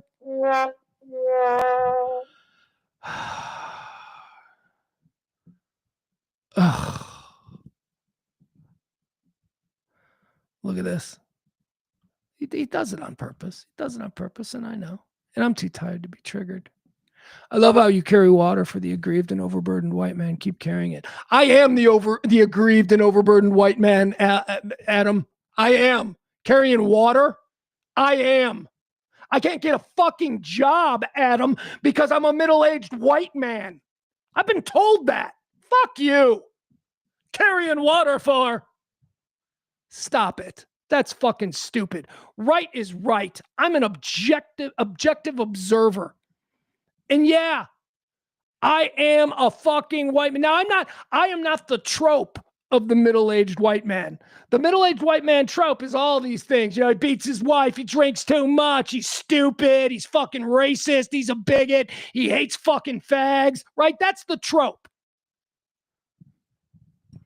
So yeah, I have to fight or carry water to prove that not all middle-aged white men are that, Adam. But when you, the real bigot, the real racist, only plays this identity game where I must fit into that trope, so I'm carrying water for the worst, fuck off. All right, look at that. Adam got a trigger out of me.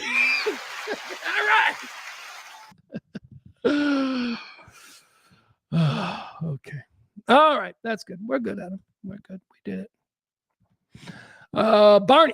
Barney is in the chat room. Barney says, all the way back to the 80s, there was only one male teacher in my elementary. Yeah, no, I mean, I had male teachers. I had a lot of male teachers. Well, I mean, also, I guess it depends on where you grew up, right, Barney? I don't know where you grew up. I grew up in a fairly heavily populated, big city type environment. I was in the suburbs, but it was a big burgeoning suburb. I had a lot of male teachers, and none of them were sweater vest wearing ninnies. I mean, I remember Mr. Rice. I remember Mr. Yuska. I remember who was the science teacher? He wasn't a sweater vest wearing ninny. He was just a nerd. He was like, that's okay. Like, I think we want male nerd teachers because they're probably good teachers. I had a lot of male teachers. It was pretty, I would say almost half and half. And none of them were as portrayed as nervous, It's not a good representation anyway. That was my reason why I think that, teachers unions are like, we need more men. We don't have any men. They need to start depicting male teachers for what they are, which are, just another type of teacher. They don't need, another type of person who is dedicating their lives to working with young people and shaping the next generation. We need to look at them like that, not as a stereotype. And, all kinds. Tom Beller in the chat room is about as alpha as you're going to get. And he's a high school teacher. He's also a football coach, so he fits into that trope. But let's see. Yeah, my son. I'll give you an example. I don't want to do I don't want to do personal stuff. Al says I don't want to do personal. Well, his personal business. I will give you his personal business as it affects me, but I don't need to put his personal business. I had a male teacher in elementary school named Mr. Artega. He used to be a TCU cheerleader, but he was also a baseball player and tough. Well, I think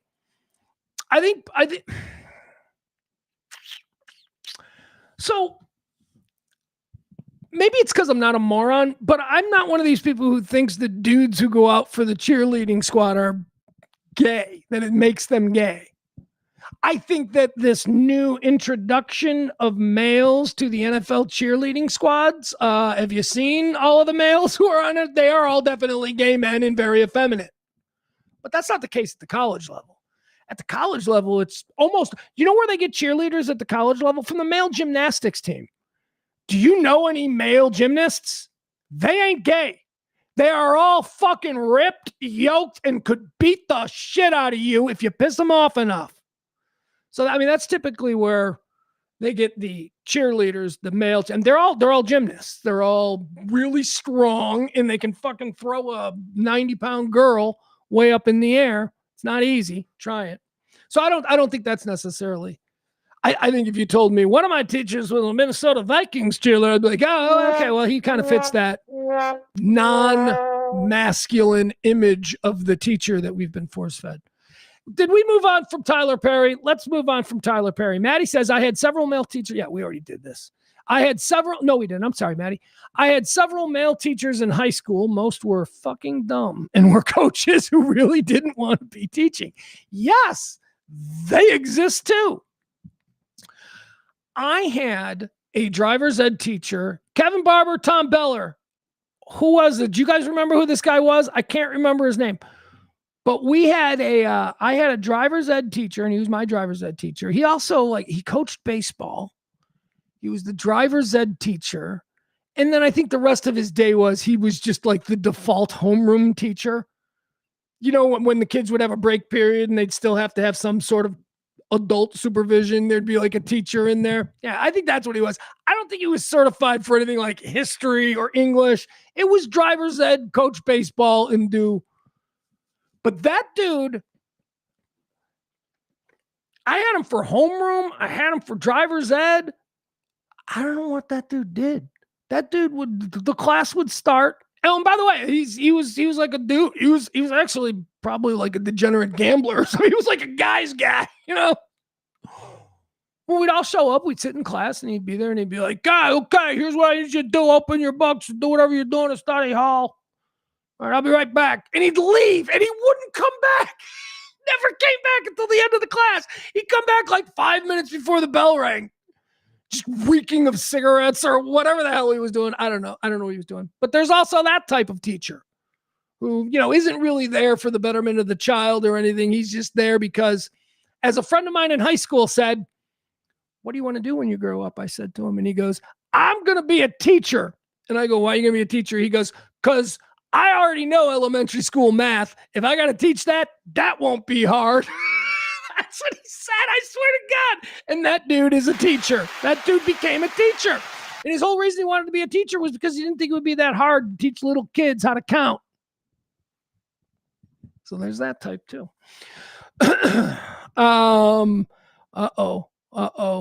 Maddie's getting into my wheelhouse here. Civics, world geography, chemistry, computer science, and AP senior English, all male teachers of mine.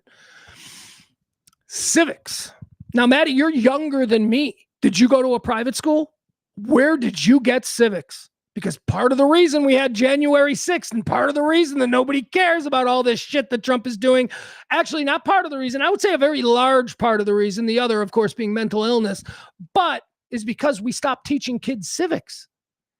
Kids in school, kids who went to American public schools in the 40s, 50s, 60s, 70s, they had a class, a required class on what it is to be an American citizen. We had a whole class about, what freedom is, what liberty is, what all man is created equal, the teachings of Jefferson, the real messaging of what America is and why we are the fucking greatest thing. They stopped teaching that. They pulled it out of public schools. Do you know why? Because an educated citizenry is a problem. Because a citizenry who grows up and knows exactly how this shit is supposed to work and what the founding fathers actually said, that's a dangerous fucking voting block, especially for con men and corrupt sons of bitches who are trying to get careers in Congress. Do you know that before the 1970s, people didn't spend 50, 60 years in Congress? It was only after we eliminated civics that we started to see these people get just reelected. Why? Because the citizenry became less and less informed as to what their obligation was. That's what civics class was. It was about, you're a fucking American citizen. It's not just take. We are all working together to create a more perfect union. Here's the original thought. This is how we expect you to do it as an adult. That was something that every American citizen was aware of. Not anymore. We've had 40 years of dumb fucks who just think America is number one because they got a big foam rubber hand. Number one. No, America is important, special, and so successful for very specific reasons. It wasn't happenstance. Know the fucking reasons. Thank you. There we go. Oh my God, my pro-America rant. We need civics brought back. We need civics. By the way, who still has civics? Private schools. Private schools have civics. Oh yeah. Those kids, rich kids, are being taught all of this stuff. Not the poor kids. Not the public school kids. No, fuck it. We need them to be stupid so that when we tell them something about their country, they'll believe it. I got this idea. I think they're like 50 years in the future, there's going to be a thing called YouTube, and anybody's going to go and pretend to be a constitutional scholar, and they're going to influence so many people into doing the wrong thing. Oh, it's going to be great. I can't wait. Well, that's what we have now. Because there's a bunch of people watching this shit. A bunch of, MAGA is all people who went to school in the 90s. It was all people who went to school, who matriculated through the American educational system at a time when they were intentionally being made stupid about their job as a citizen. Most people don't even know they have a job as a citizen. No, it's just, I'm a citizen. What do I get? What do I get for being born here? Thank you. No, Adam. No. Government classes and the mandated Constitution test is not the same thing as civics, Adam. Fuck. All right. No, you didn't have it. Your generation knows nothing about what a civics class was. Go on YouTube and maybe they'll fucking show you what it used to be. But it isn't. The compromise after years was the mandating that eighth grade and then junior year of high school, all students must pass a Constitution test, which was basically prepped for in a government class, or in my case, it was called the Constitution class. But it's only that. That's not all, and it's not even understanding it. It's not an entire semester's course, or actually civics was mandated, right? Like every year of elementary school. It was a fucking 6-week thing. Okay, today we're going to study for the Constitution. That was the compromise that was made, because there were people who said, if we remove civics, we're just going to have a bunch of really stupid voters out there who aren't going to understand what's happening. All right. I don't want to have the civics argument because, again, there is no reasonable opposition to educating American students, making it a priority to educating American students. It's not a priority. Just like earlier, I told you about how we decided to make healthcare a fucking profit center in this country. Yeah. Well, it's also profitable to maintain a nice fucking peasantry of stupid people who can be manipulated easily. All right, what else do we have? Let me see. George Clooney moved. I don't even want to get into this now, but George Clooney moved. Do we really care? He's in Italy with his, God, I think his wife is so sexy. His wife is so sexy. George Clooney, remember, famously was a bachelor for a bunch of years, never found a woman. And then he found this Uma Habadine chick who was like not only just sexy, like she's 6 foot tall, model body. You know, she looks like that Padma Lakshmi from Top Chef. She's got this exotic, international, global look to her. It's like, yeah. And then she's like one of the world's best lawyers.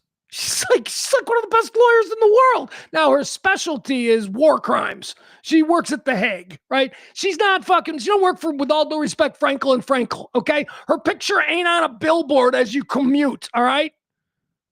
No, she's just a fucking really good lawyer who handles like fucking genocide and shit like that. Anyway, I think she's hot. All of those things combined, it's like, yeah, that is my kind of woman. France has officially granted citizenship to George Clooney, his wife Amal, and their twins, Ella and Alexander, via decrees published in the country's Journal Officiel. The naturalization confirms that the family's primary residence is now in France, where they have owned a former wine estate, Domaine du Condel, near the village of Bryan. Okay, isn't this interesting? I'm sure George Clooney absolutely hates the current immigration system in this country, right? He certainly hates. He thinks that, you know, you should be let in and all that stuff. And then he'll probably point out about all the corruption. Oh, yeah, everybody making money. All the corruption. This fucking guy, is it that easy? I mean, do you think, like, if I wanted to go live in France, could I just say, hey, I want to live here now? Or would there be a million fucking hoops for me to jump through? This son of a bitch is taking advantage of his position. I promise you, it ain't that easy to get citizenship in France. He's George Clooney. That's why it's easy, because it's special. The whole thing that he rails against, there should be no special class and the 1% is doing this to everybody else. Oh, fuck you. You just used your specialness to get a citizen exemption or whatever.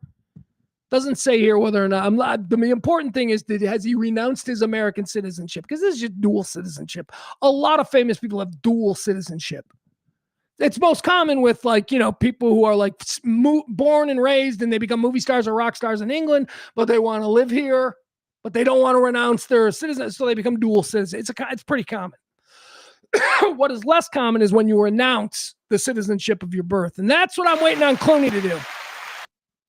God, this is upsetting. Just reading that, I'm like, he obviously got special treatment and was able to emigrate to France.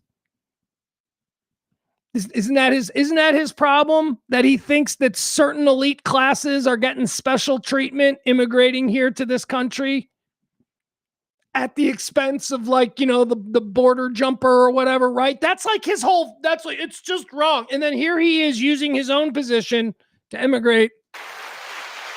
How many Algerians did George Clooney and Amal have to jump in line to get their citizenship, is my point.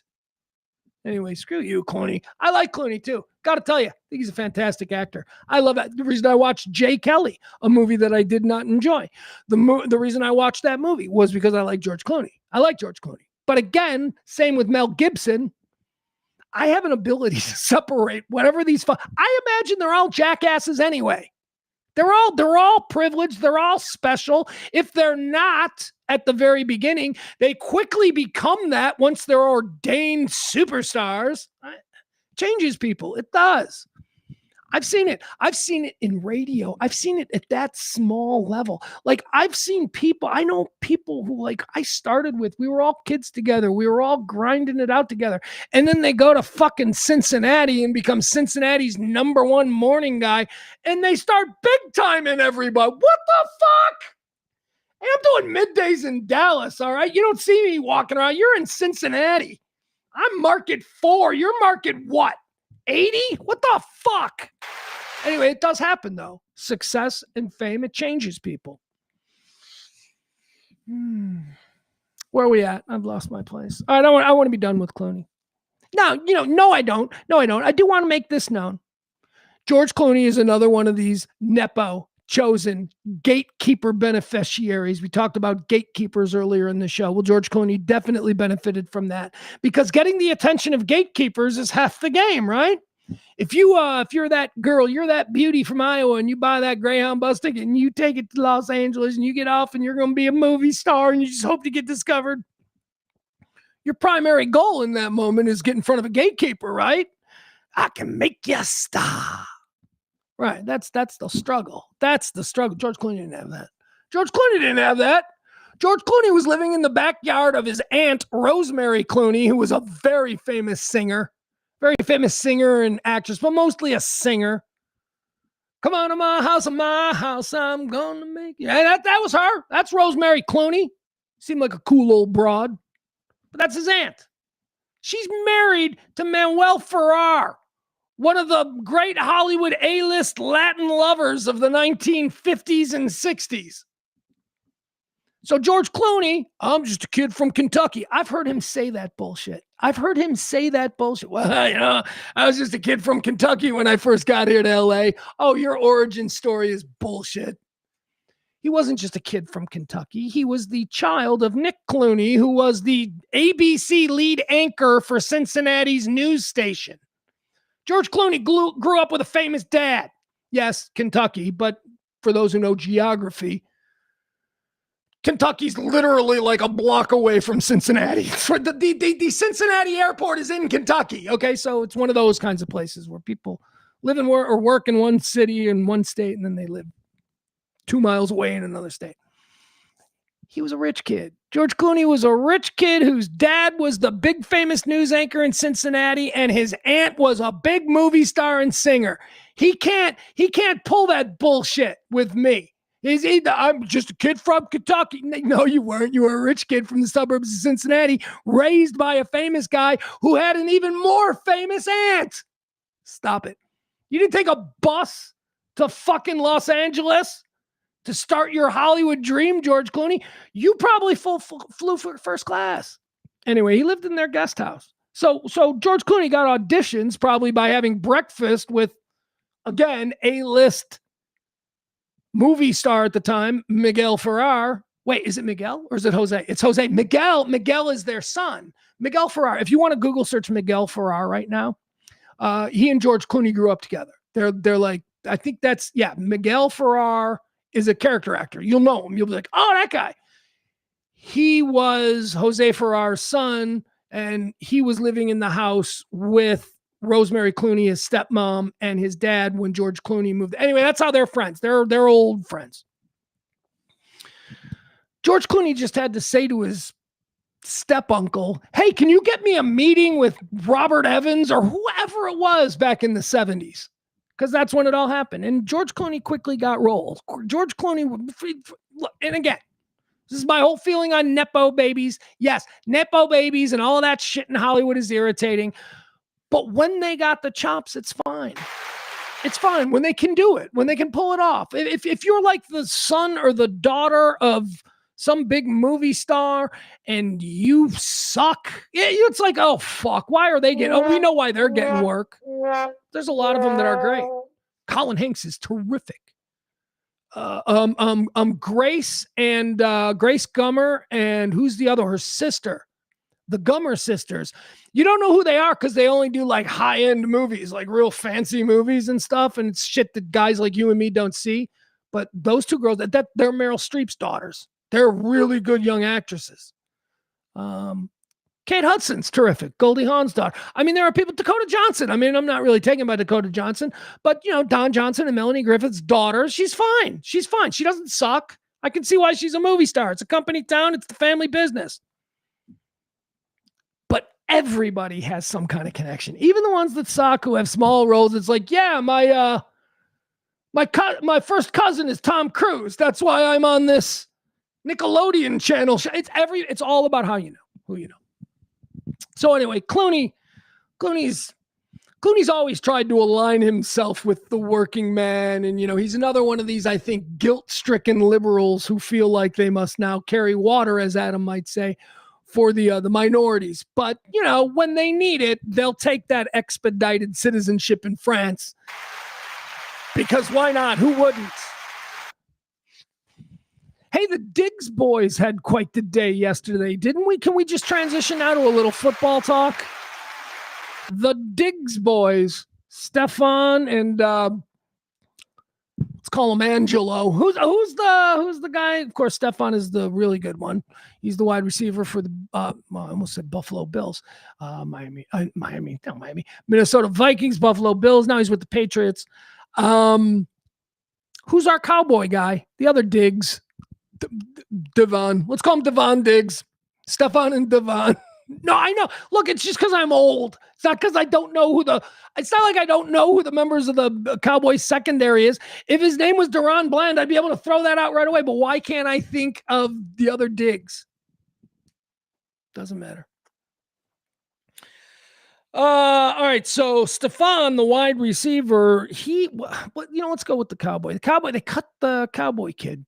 Why can't I think of his name? Adam, when I need Adam to fucking say something. I could Google it, I know, or I could just yell at my kid out there. But this is old man head that I can't remember the first name. Stefan Diggs and Trayvon? Is it Trayvon? Did I get there? Did I get there on my own? I think I did. Anyway, the Cowboys had a problem with their Diggs. Apparently, he wanted to stay. The last game they had, he wanted to stay there because there was family there. And the Cowboys said, no, you have to fly back with the team. And he was like, okay, but if you make me do that, I'm just going to fly back as soon as we land. It was like nonsense. It was like, I don't know. So anyway, apparently he stayed and some shit happened and they cut him. They just cut him. They're like, is this a guy? Didn't he have like 11 interceptions a couple of years ago? I mean, this is a guy who you just don't cut.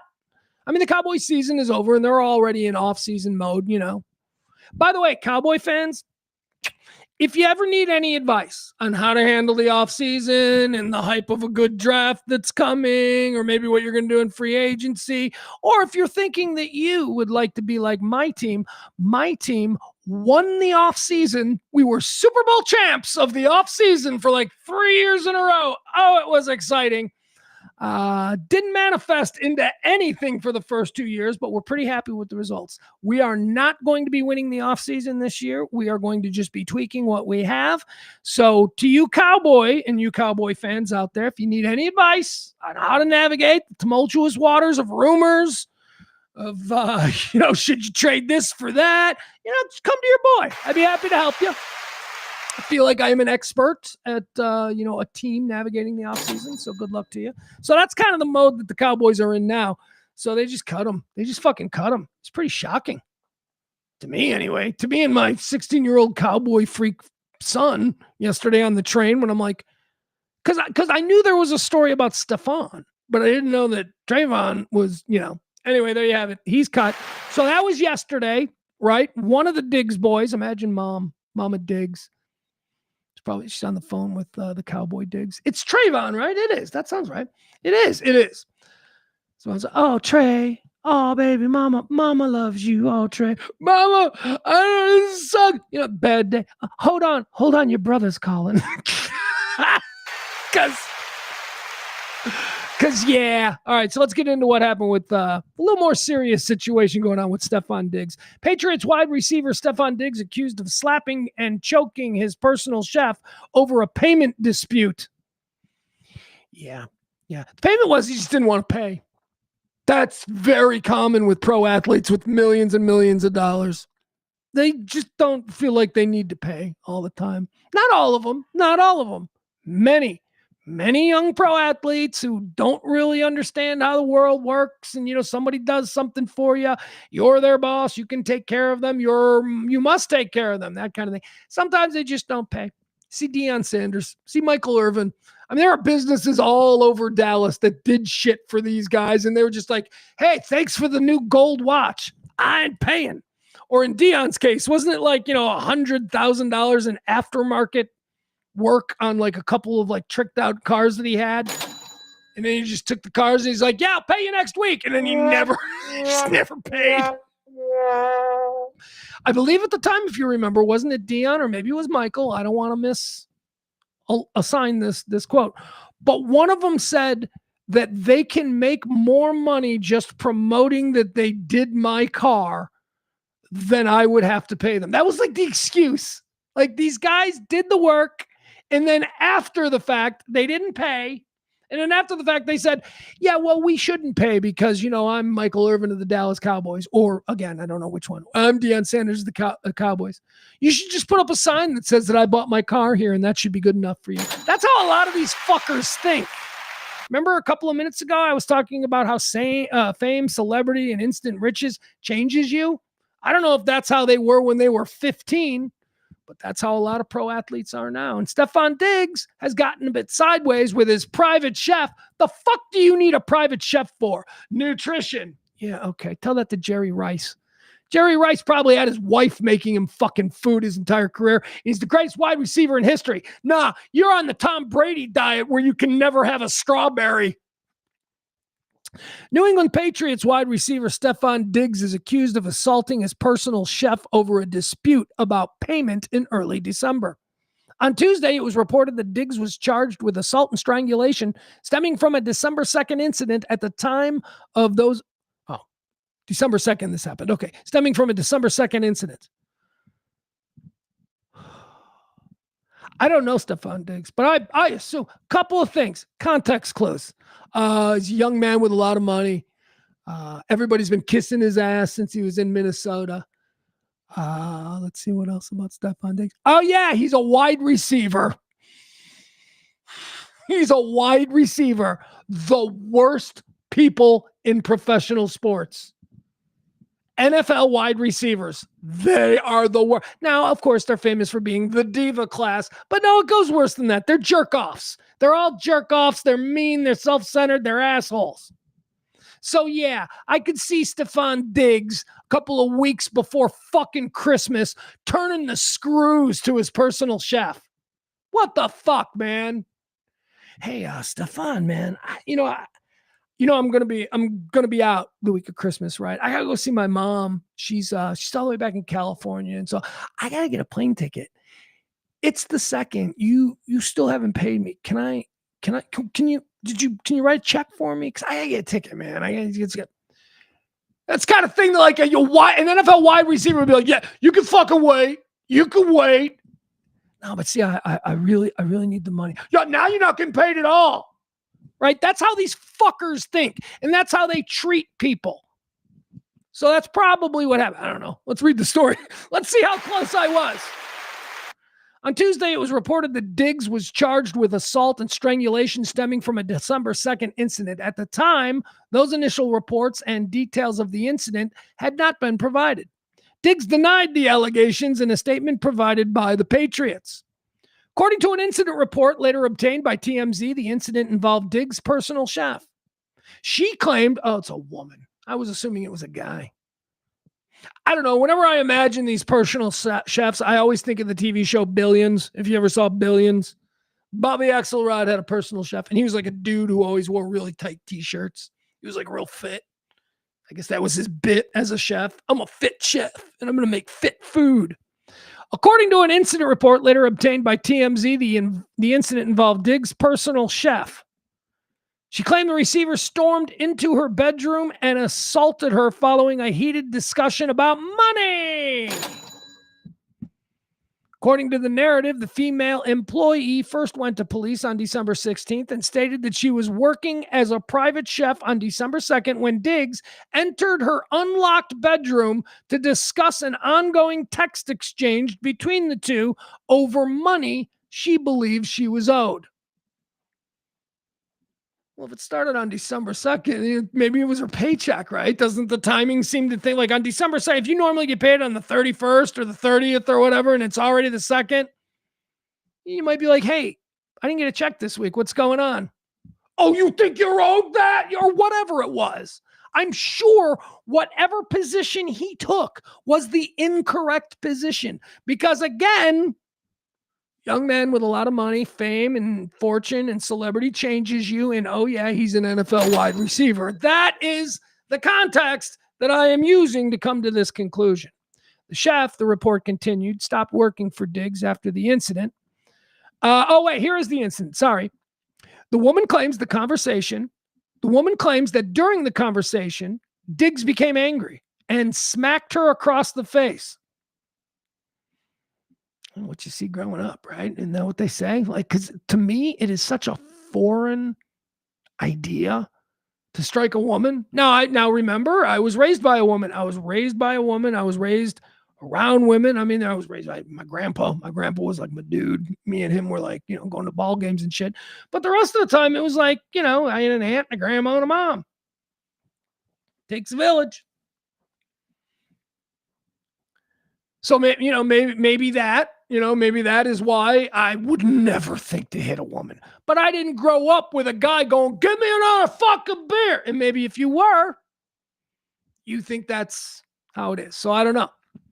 But I do believe that any man who just reflexively hits a woman is tapping into something that they observed as a child. I believe that that's a cycle. The woman claims during the conversation, Diggs became angry and smacked her across the face. She said that she attempted to push him away, but he then tried to choke her using the crook of his elbow around her neck. He tried to sleep her. He tried to, choke her out. Crook of his elbow around her neck. He was trying to sink one. She claims Diggs was behind her with his arm wrapped around her. And she felt, he's guillotining her. And she felt like she had trouble breathing and could have blacked out. Yeah, that's what he's doing. You cut off the blood and the blood stops going to the brain and you pass out. That's why you got to tap. Did she tap? Did she know it was an option? Why didn't she tap? She claims Diggs was behind her with his arm wrapped around her.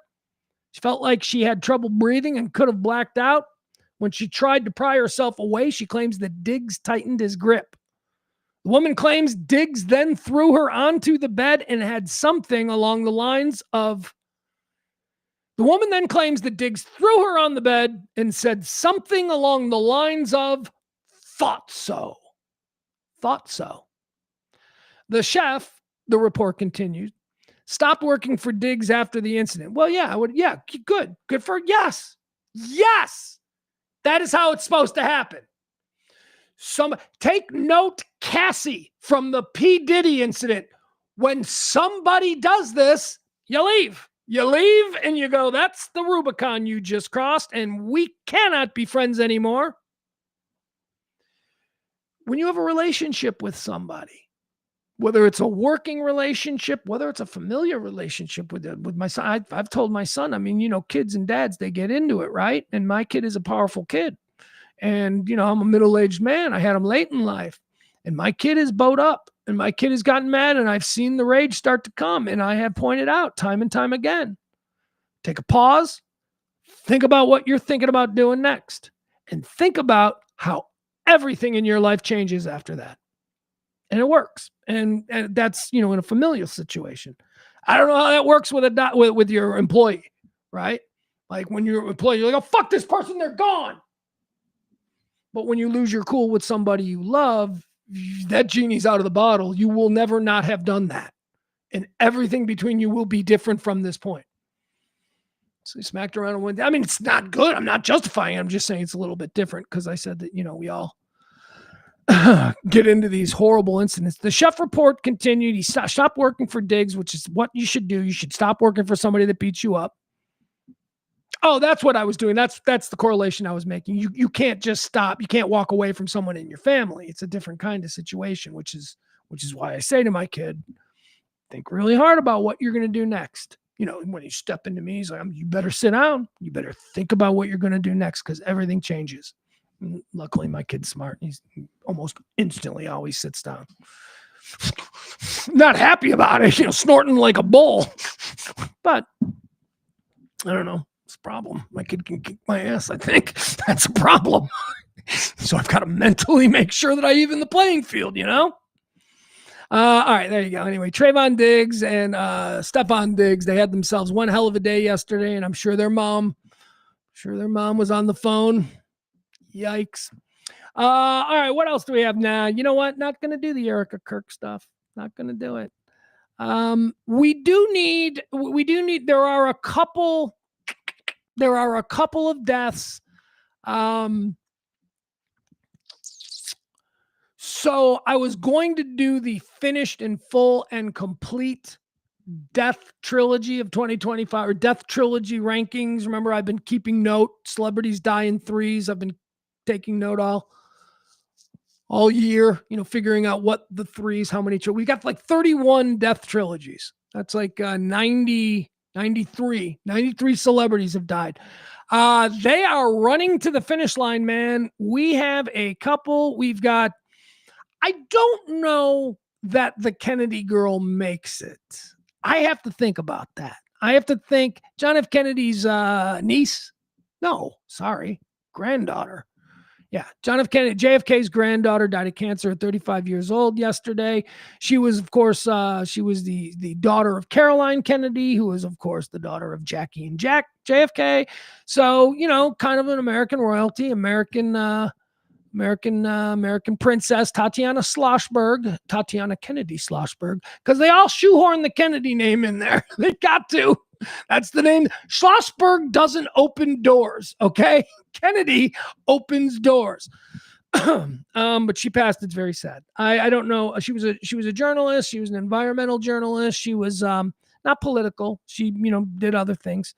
But it's very sad. Just a really sad story. She knew she was dying. She announced, I think we talked about it in one of the first shows that we did when we were back. She released a thing saying that she has terminal this. This is a couple weeks ago, terminal this, and she was going to die. And she just wrote this beautiful letter. I mean, it's just, she talked about her kid. She's got a 3-year-old daughter and she's got a 3-year-old boy and a 1-year-old daughter. And she talks about how, the 3-year-old boy will have some very thin memories of her, and then he will probably just have pictures and hear stories from other people, and that will be the basis for his memory of his mother. She's like, my daughter, she's 1 year old. She will never know me. She will just be someone. I will just be someone. It's just really sad. And she was such a terrific writer. She was a good writer. That is just a beautiful kind of thing. I don't know if we're adding her to the list. I got to see when we do this. Someone who is making the list is the second death from The Wire in the last couple of weeks. The last couple of days.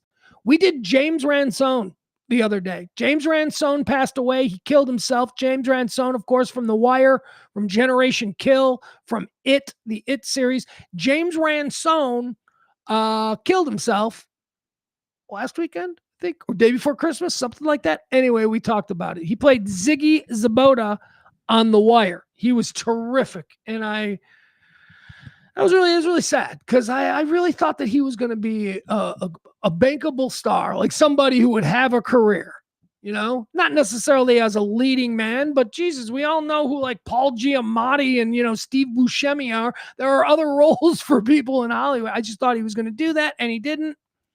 He ended up killing himself. James Ransone made it into a death trilogy. We've already covered that. Also from The Wire, Isaiah Whitlock Jr. I mean, as much as I loved Ziggy on The Wire, I also loved Clay Davis. Clay Davis was the senator. Clay Davis was a corrupt political figure. The Wire was all about the corruption and why Baltimore is a cesspool. The man who died, Isaiah Whitlock, by the way, he died after a short illness in a hospital in New York. It wasn't like he was dying of, cancer for a bunch of years or whatever. We don't know what it was. But Isaiah Whitlock died. How old was he? I'm not sure how old he was. But he was so cool, and he was so funny, and he was so perfect in the role of the big city, corrupt, poor neighborhood, black neighborhood, black Democrat kind of thing, corrupt as the day is long. And he was one of the most interesting characters of all the Wire characters. And let me tell you, all the Wire characters were very interesting. That's why The Wire is widely considered to be one of the greatest television shows ever. City Council, Eastside. Let me show you a little bit about Clay Davis, okay? This is Clay Davis. This is the great Isaiah Whitlock Jr., who passed away yesterday. Isaiah Whitlock Jr. as Clay Davis from The Wire. By the way, shit, that's him. I think he's the only, is he the only guy from The Wire that got a catchphrase out of it? That was his catchphrase. And people still do that. Shit, that's Clay Davis from The Wire. Here you go. This is sort of like a best of Clay Davis. Again, the late Isaiah Whitlock definitely makes it in to a Death Trilogy. We just got to figure out where he fits. He's coming in at the tail end of 2025. So when we do the accounting over the next couple of days, we'll make sure we tell you where he goes and who he's staying with. But here you go. This is, sorry, I just hiccuped. This is Isaiah Whitlock Jr. Died yesterday as Clay Davis from The Wire. Hot quiz. City Council, Eastside maybe? State Senator, Clay Davis, 39th District. All right, that's him. He is the shadiest, most corrupt, looking for the next deal politician you ever met. He's so funny. All right, I'm just going to watch this. We'll watch this for a little bit. Actually, it's only 2 minutes. We'll watch it because, trust me, it's going to be 2 minutes of really good shit. Shit, boy. You look up incumbent in the damn dictionary and you'll see Clarence Royce smiling back at you. Shit, partner. All you gotta do is show Carcetti and everybody else that they already got the man for the job. I'm providing you with the opportunity to go head to head with the state's attorney in a case that's gonna be front page news. For all that profile, shit. Why don't you save that silver tongue bullshit for the jury? He's slick. Apologizes for the short con. You needed that to me? Shit. Took it easy on you, son. You got off cheap. And in the next breath, setting us up for the law. As far as the federal money's concerned, he's everything. The faucet, the goose. Oh, goose. The one that lays them golden eggs. Do we know what the long con is? At least we know he's running one. She.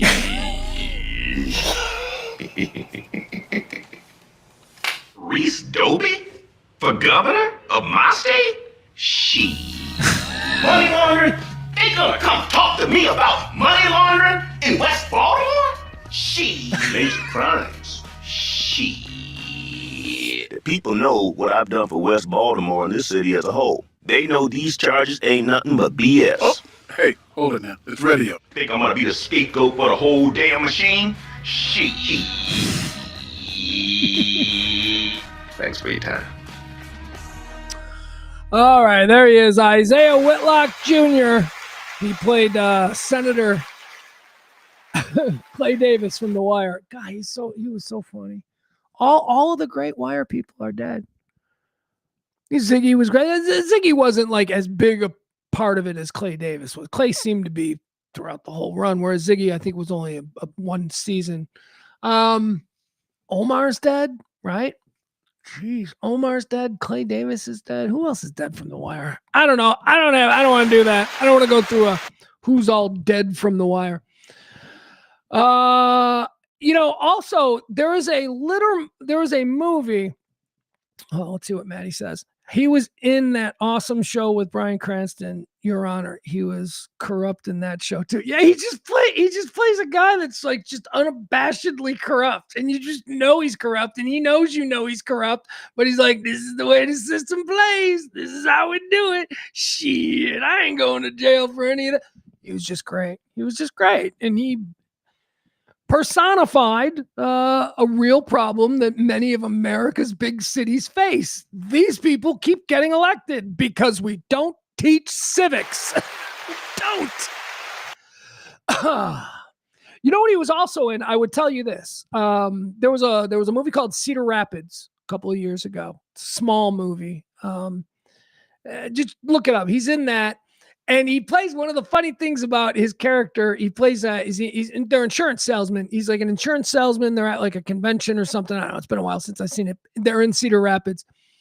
But Isaiah Whitlock plays one of the insurance salesmen. And one of the parts about his character is that he's obsessed with The Wire.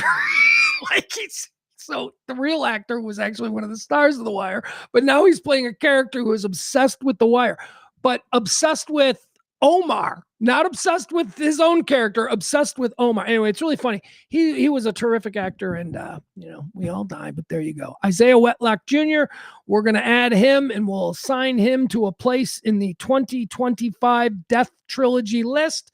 We'll just figure out where he fits, because we've got, well, at least by Central Time Zone, what do we got? 8 hours left? 8 hours left here in 2025. Anybody die today? You know what? Let's check the list. Hold on. Let me check the list. And I don't mean my list. I mean the actual master list that compiles all celebrities who die. All right. Let me see here. Okay. There we are. All right. Well, let's see. December the 31st. We've had Gökmen Özdemir. He's a 78-year-old Turkish football player. See, every country's got. See, they're just like us. They have sports celebrities too. How about Mahmoudal Hassan? He was an 89-year-old Bangladeshi politician. He died today. Nah, he ain't making the list. Marijan Srček died today. 76-year-old Croatian footballer. All right, no. Mary Bradley, Northern Irish politician. Nope. Okay, so no celebrities yet. Not today. Looks like we might have a closed. Do we have a closed lid on the celebrity deaths? We'll see. Somebody passes away. How's Mel Brooks doing? Mel Brooks going to make it another year? Dick Van Dyke, how's he doing? Any of those people, are they wavering in the last couple hours here? I'd like to know. I have a list to compile. Guys, that's it. I got nothing else. Anybody tip the show at all? Probably not. But thank you to Barney. Today's show is brought to us by Barney. Could really use your support. I don't like to shake the can and I don't like to beg, but I'm dying inside. Anything you guys can do to help us continue doing these shows. Having kids is expensive. I'll leave it at that. Tomorrow, no show tomorrow. No show tomorrow because we've got like there's a football day planned where it's all that. I hope you forgive us. It is technically a holiday. We will do a show on Friday. We'll be back here on Friday to finish up the week doing a regular show. So hopefully we will have a producer of that show. We will have to see. All right. Follow me on Twitter or on Facebook or on basically all of the social media platforms. You can find me at Pugs Moran, or here's the thing that I would just do, Pugs and Company. You can do that. Just Google it. Yeah, Google it, everything where you get it, and just please follow, help out. The algorithm is king, especially on Twitter. So any way that you can help by liking and forwarding and commenting and making it seem like this show has something happening would be greatly appreciated. It certainly would be appreciated if you are one of the people who cannot help financially with the show, which from the very beginning I've always told you is not a deal breaker. But I know that there are people out there who can help. I know a lot of fucking people out there who are like, let's spend $900 tonight. Well, if you are that person and you watch this show every day, I expect you guys to fucking help. All right. I don't expect you to like anything, but if you're, you know what I'm saying? The rest of us, the working class, we can help in other ways. All right. I appreciate you. We'll be back on Friday. Friday, I think we'll be here. No, Friday we'll definitely be here. And then he goes home on Sunday. I'm going to miss them. All right. I love you guys. Happy New Year to you. I'm so happy that I was able to get back. I know we had like a month or 2 months almost where, I was gone, where I made the transition from the studios there at the E Gallery on fabulous Dragon Street in Dallas. And then, getting this set up here. But it's been a really hard couple of months, and I appreciate you guys still being here, and we'll see you on Friday, and it'll be a new year, new ideas, new attitudes. I don't know what I'm doing, man. I love you guys. Bye.